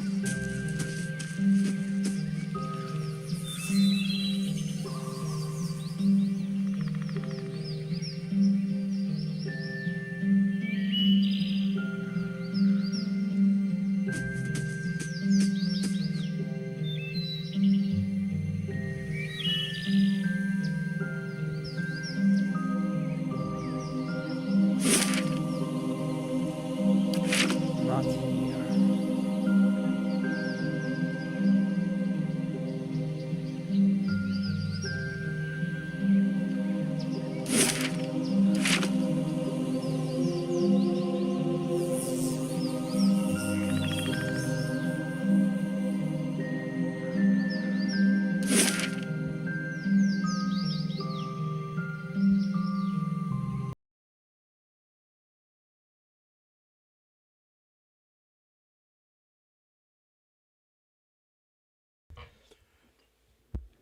Okay.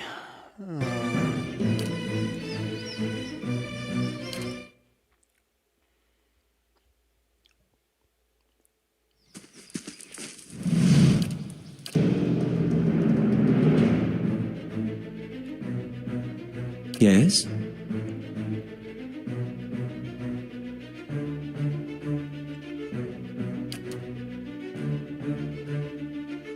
Yes?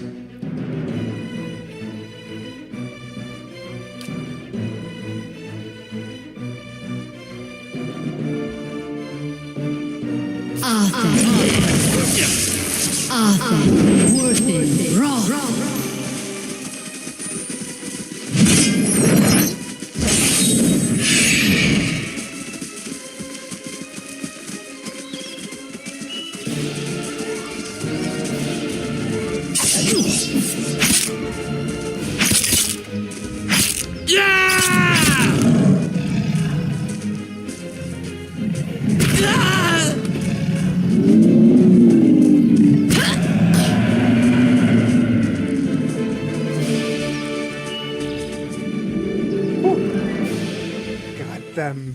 But my friend also died. Maybe he will be alive now.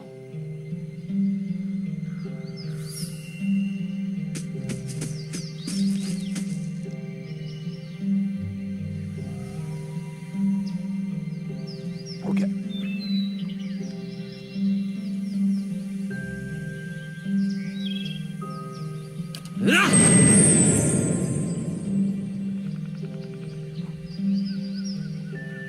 Got some health, we have that. Until we get the others are not... Indeed. No, just a second, I'm gonna save here. What? I'm in combat, I'm not in combat. Nice and quiet. What am I in combat?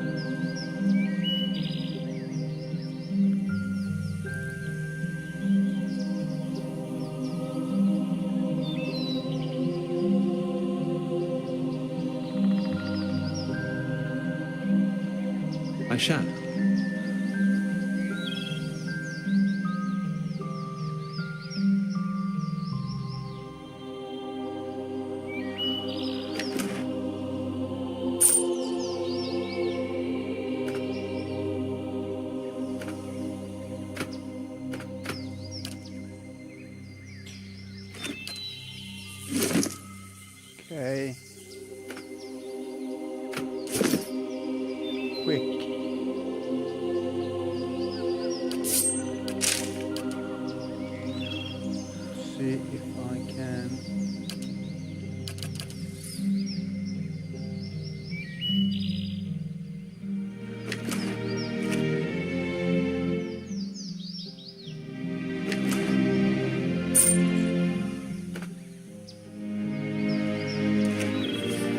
Indeed. Be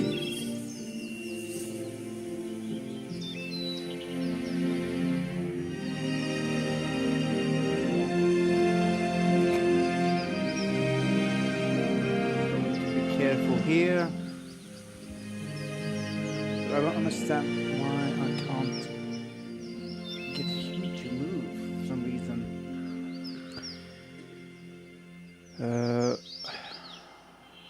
Castle has become so cold, freezes. Unleash a bolt of magical energy.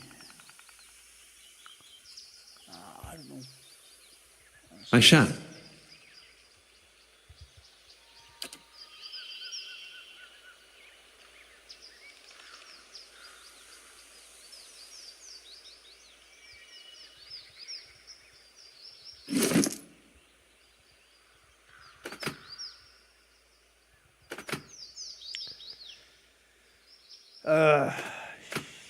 Shit. Can't I just drink it?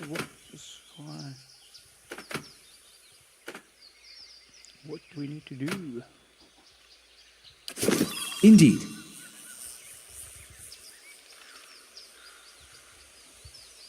Okay, let's see. Can go up here.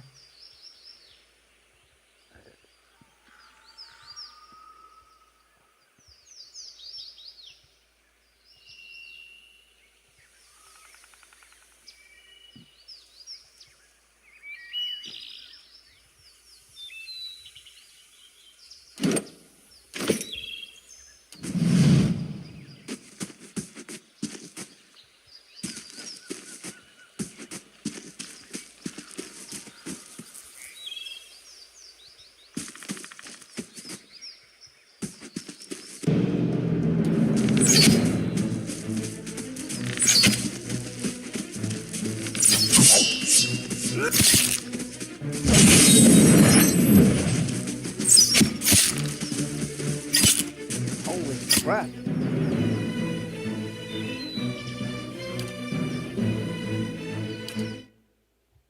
So he powers him up.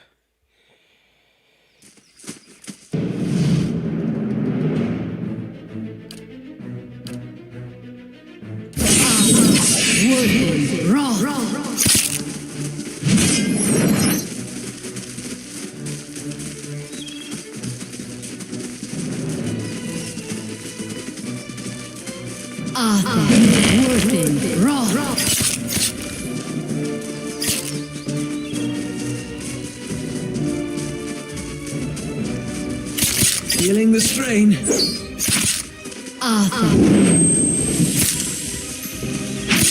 Yeah!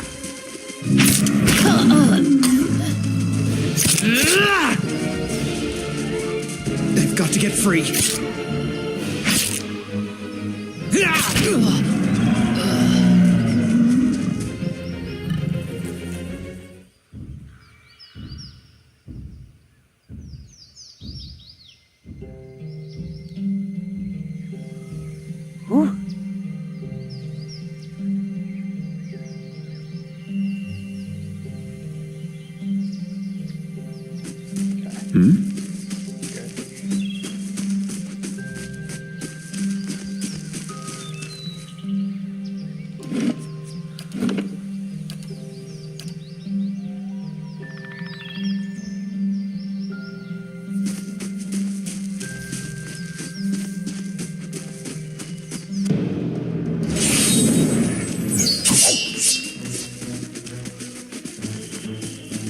Come on. Not be a chicken.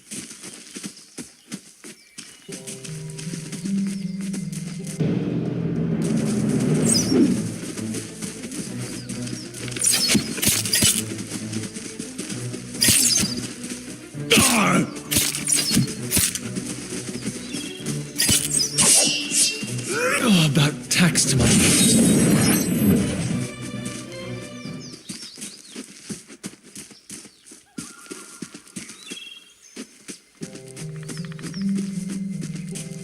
Yes?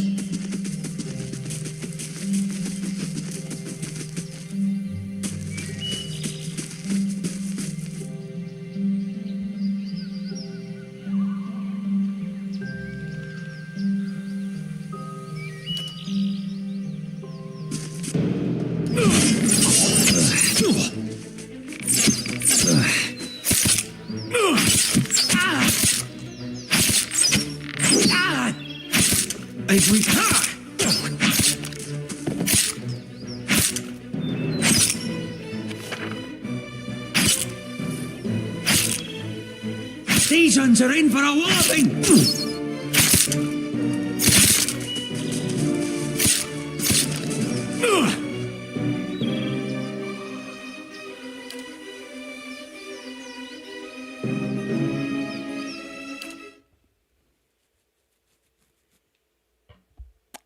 Okay.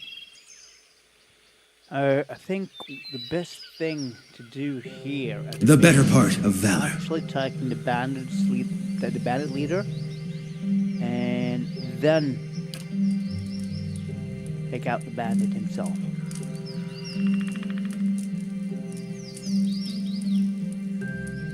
Let's see if I can do that, or I shall be discreet.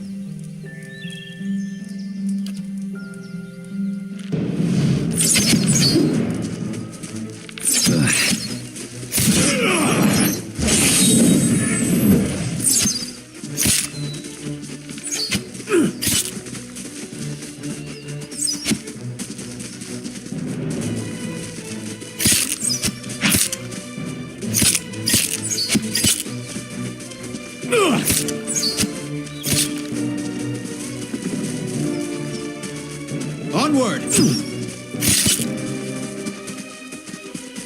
Charge!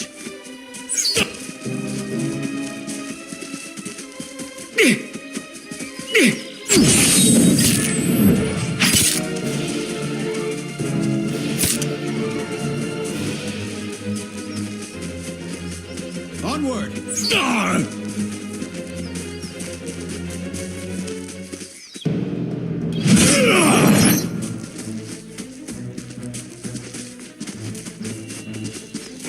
Attack!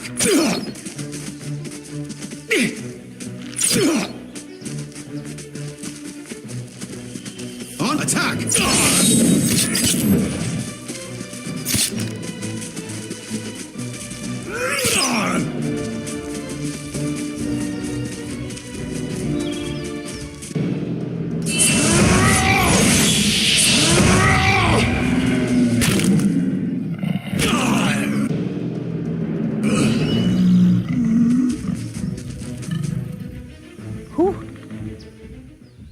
they killed the bandit leader.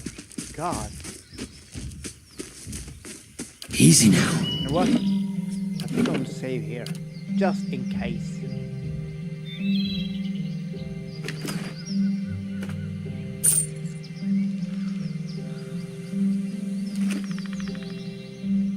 I'm here. Of course. Okay, good. Now we have only one left here. Aye?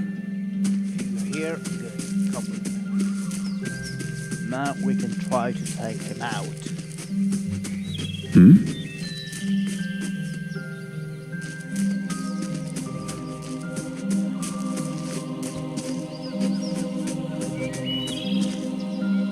Yes?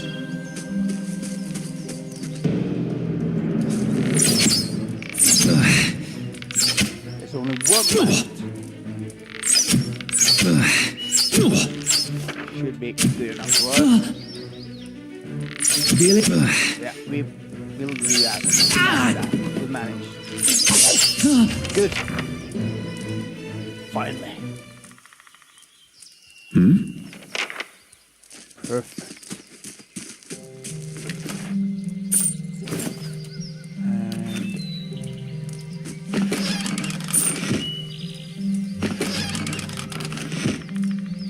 I shall. Something here. Logs. Okay, so we tracked down shipment.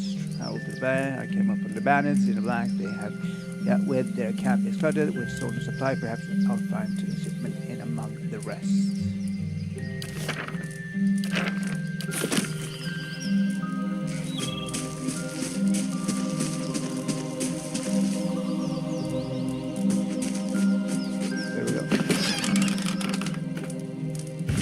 There we go. return to... So, let's go here. You must gather your party before venturing forth. And we were supposed to go to...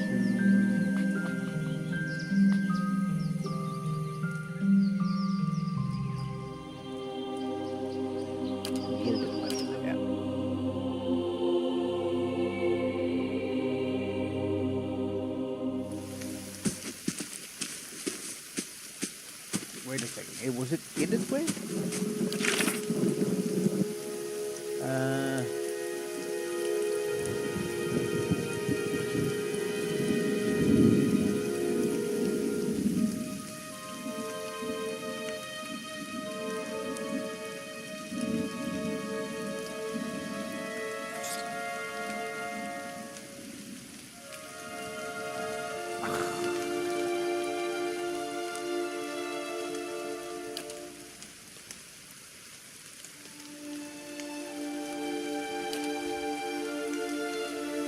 Where was that?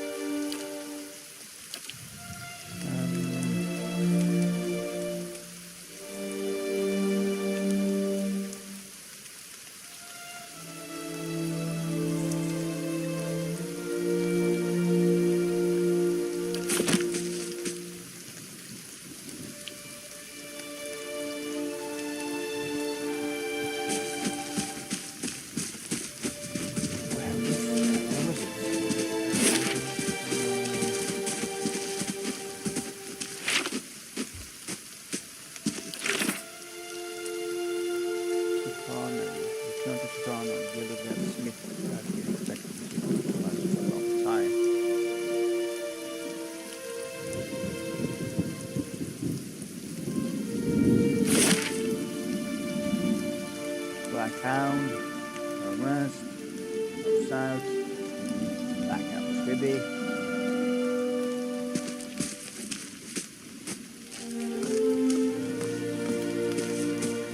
Back. Go.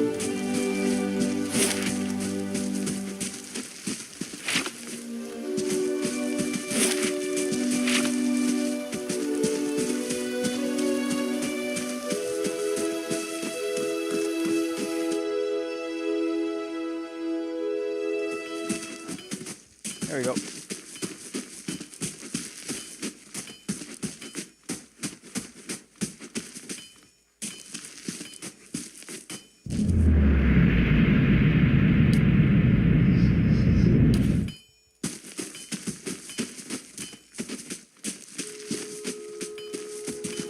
Sorry, I haven't been keeping up with it. Well met, friend. Hand over the crate. I found the shipment you were waiting on. Tano reaches out to take the crate, raising it up onto the counter. His face spits in a broad smile. Why, so you have. This is excellent news. We can finally get back to work and show you real Black Hammer quality. None of these flimsy little swords. You have lost an item, the shipment crate. Party gained 598 experience, and total quest experience is 1192. Here, I'll give you a taste. It ducks behind the counter and raises with a heavy wooden shield in hand. Might not have had much in the way of materials to work with, but it's still Black Hammer craftsmanship. You go on and take that. You'll gain an item, larger door, added to inventory. And here, some coin for your trouble too. His pleased expression dims. Did you find anyone with the wagon? Bandit overtook the wagon. I doubt your people survived. I guess they didn't feel iron was worth dying over. Bandit overtook the wagon. Shake his head, running a hand over his ball play. Poor fools. Always told them they ought to hire some guards instead of palming the extra coin. He sighs. I'll have to hire one on more hands. Don't suppose you want to settle in Gilded Whale? Try some delivery work. He smiled tenderly. You have my thanks for your assistance, friend. Give me some time to work the forge and you'll have your pick of the next run of weapons. And we completed the smith's shipment. Lovely. Lovely, lovely, lovely. Okay, so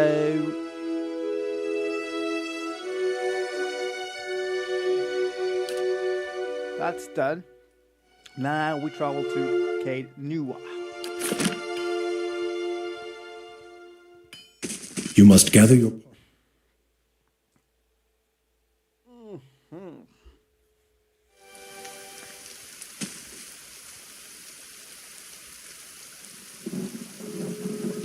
Hold, sir, but a moment. A hooded man waits up on the road, clad in green cloak. He strides forward to meet you as you approach, and at a closer distance, his features are revealed for those of a younger man, though lined with weariness. He appears to be bearing his left leg as he walks, and there is a dark stain upon the fabric of his trousers under the knees. Even so, he greets you with a polite bow. I imagine Tutano was very grateful for the return of his supplies. He's a good smith, a good man at that. Beholden to a cruel master, but a good man. Gilded Well is full of such people who deserve better than to watch their home descend into fear and madness. He turns to look over the village. I aim to save them, and I would ask your help in doing so. Okay, firstly, who are you? Only a man determined to see Gilded Well restored to its former glory. There was a time, stranger, when Gilded Well was worthy of its name. The wheat shone like gold on the hills, and the village people lived well. And what was become of it now? Whatever has caused the blight upon our land, it is not the fault of its people. Redrick looks to punish us for crimes we have not committed, and in turn he is blind to his own. I am not, and he will pay for what he has done.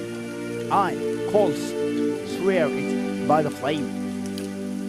Like many tyrants, he has surrounded himself with stronger men and women for fear of retribution. The man smiles thinly. And so you are warned, if you would press on despite that. However, I wonder if we might not help one another. What is it you want me to do? The man nods, standing a little straighter. It is a grim task that I ask of you, but I assure you there is no other option. Lord Redrick must be stopped. He's probably going to ask me to kill him. Okay. Too long has Gilded Vale suffered under Redrick's madness. He will cure Waden's legacy by ensuring there are none alive in the village to be afflicted. I fear his own wife, Ygrid, may be at risk. The man has no mercy in him. We have not stood idle. My people and I breached the defense intent on ending Redrick rules for ourselves. We entered through the sewers under cover of night, but we were routed, and his face becomes dark. There are dark creatures down there in the dungeons. The work of Redrick's in any manner. It falls to you, Lord Redrick has called for further reinforcement, and soon there will be no stopping him. Our time grows short, and in this hour I must beg assistance where I can. He is going to owe us more than some rubble-strewn plot of land after this. Fling him for the ramparts, or else cut his head from his shoulder. I cannot. Once his throne lies empty, Gilded Whale will have the stewardship that it deserves. So why is not Astrocat requirement? I will find Redrick and I deal with him. Should I? Should we not? I am. too bad I don't have that done yet. I wished I had. I really do. Okay, I will. Then I commend on your courage and thank you for your assistance, but I would not send you onward without due warning. Redrick hold his crawling with soldiers and southward, all loyal to Redrick. They will not take kindly to intruders. In truth, they will be all the more alert for our failed efforts. A frontal assault would be unwise. If you would you could follow our steps and seek out the entrance to the sewers at the eastern edge of the moat. He looks away. But several of my men were captured. It may be the entrance has been found and sealed anew. Those men were under my command. I would be in your debt if you found some means of helping them. Once you make it inside, seek out my old friend Nedmar. He is High Priest Beratian, now that the Shining God is fallen. A good man. In difficult circumstances, he will listen to reason. Nedmar can help you reach Redrick, but he resides in the upper level of Redrick's hold, protected by guards and mercenaries. You will have to keep to the shadows if you mean to reach him without alarming the entire keep. I will make good of use. I'll carve my own path through here. I consider it a blessing from the gods that I have found someone that understands honor and duty. Redrick's hold lies past the eastern wood, not far to the east. May Magran bring you victory, friend. I wish you luck. Alright. Oh, we got a new quest here. Lord of the Barrenland. Doesn't surprise me. Okay. Lord of the Barrenland. What? Where is it?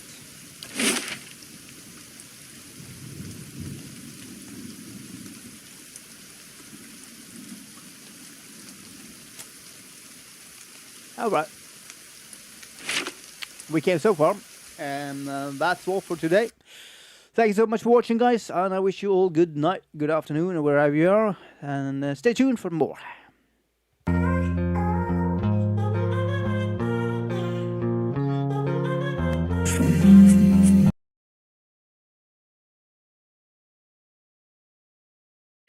We came so far.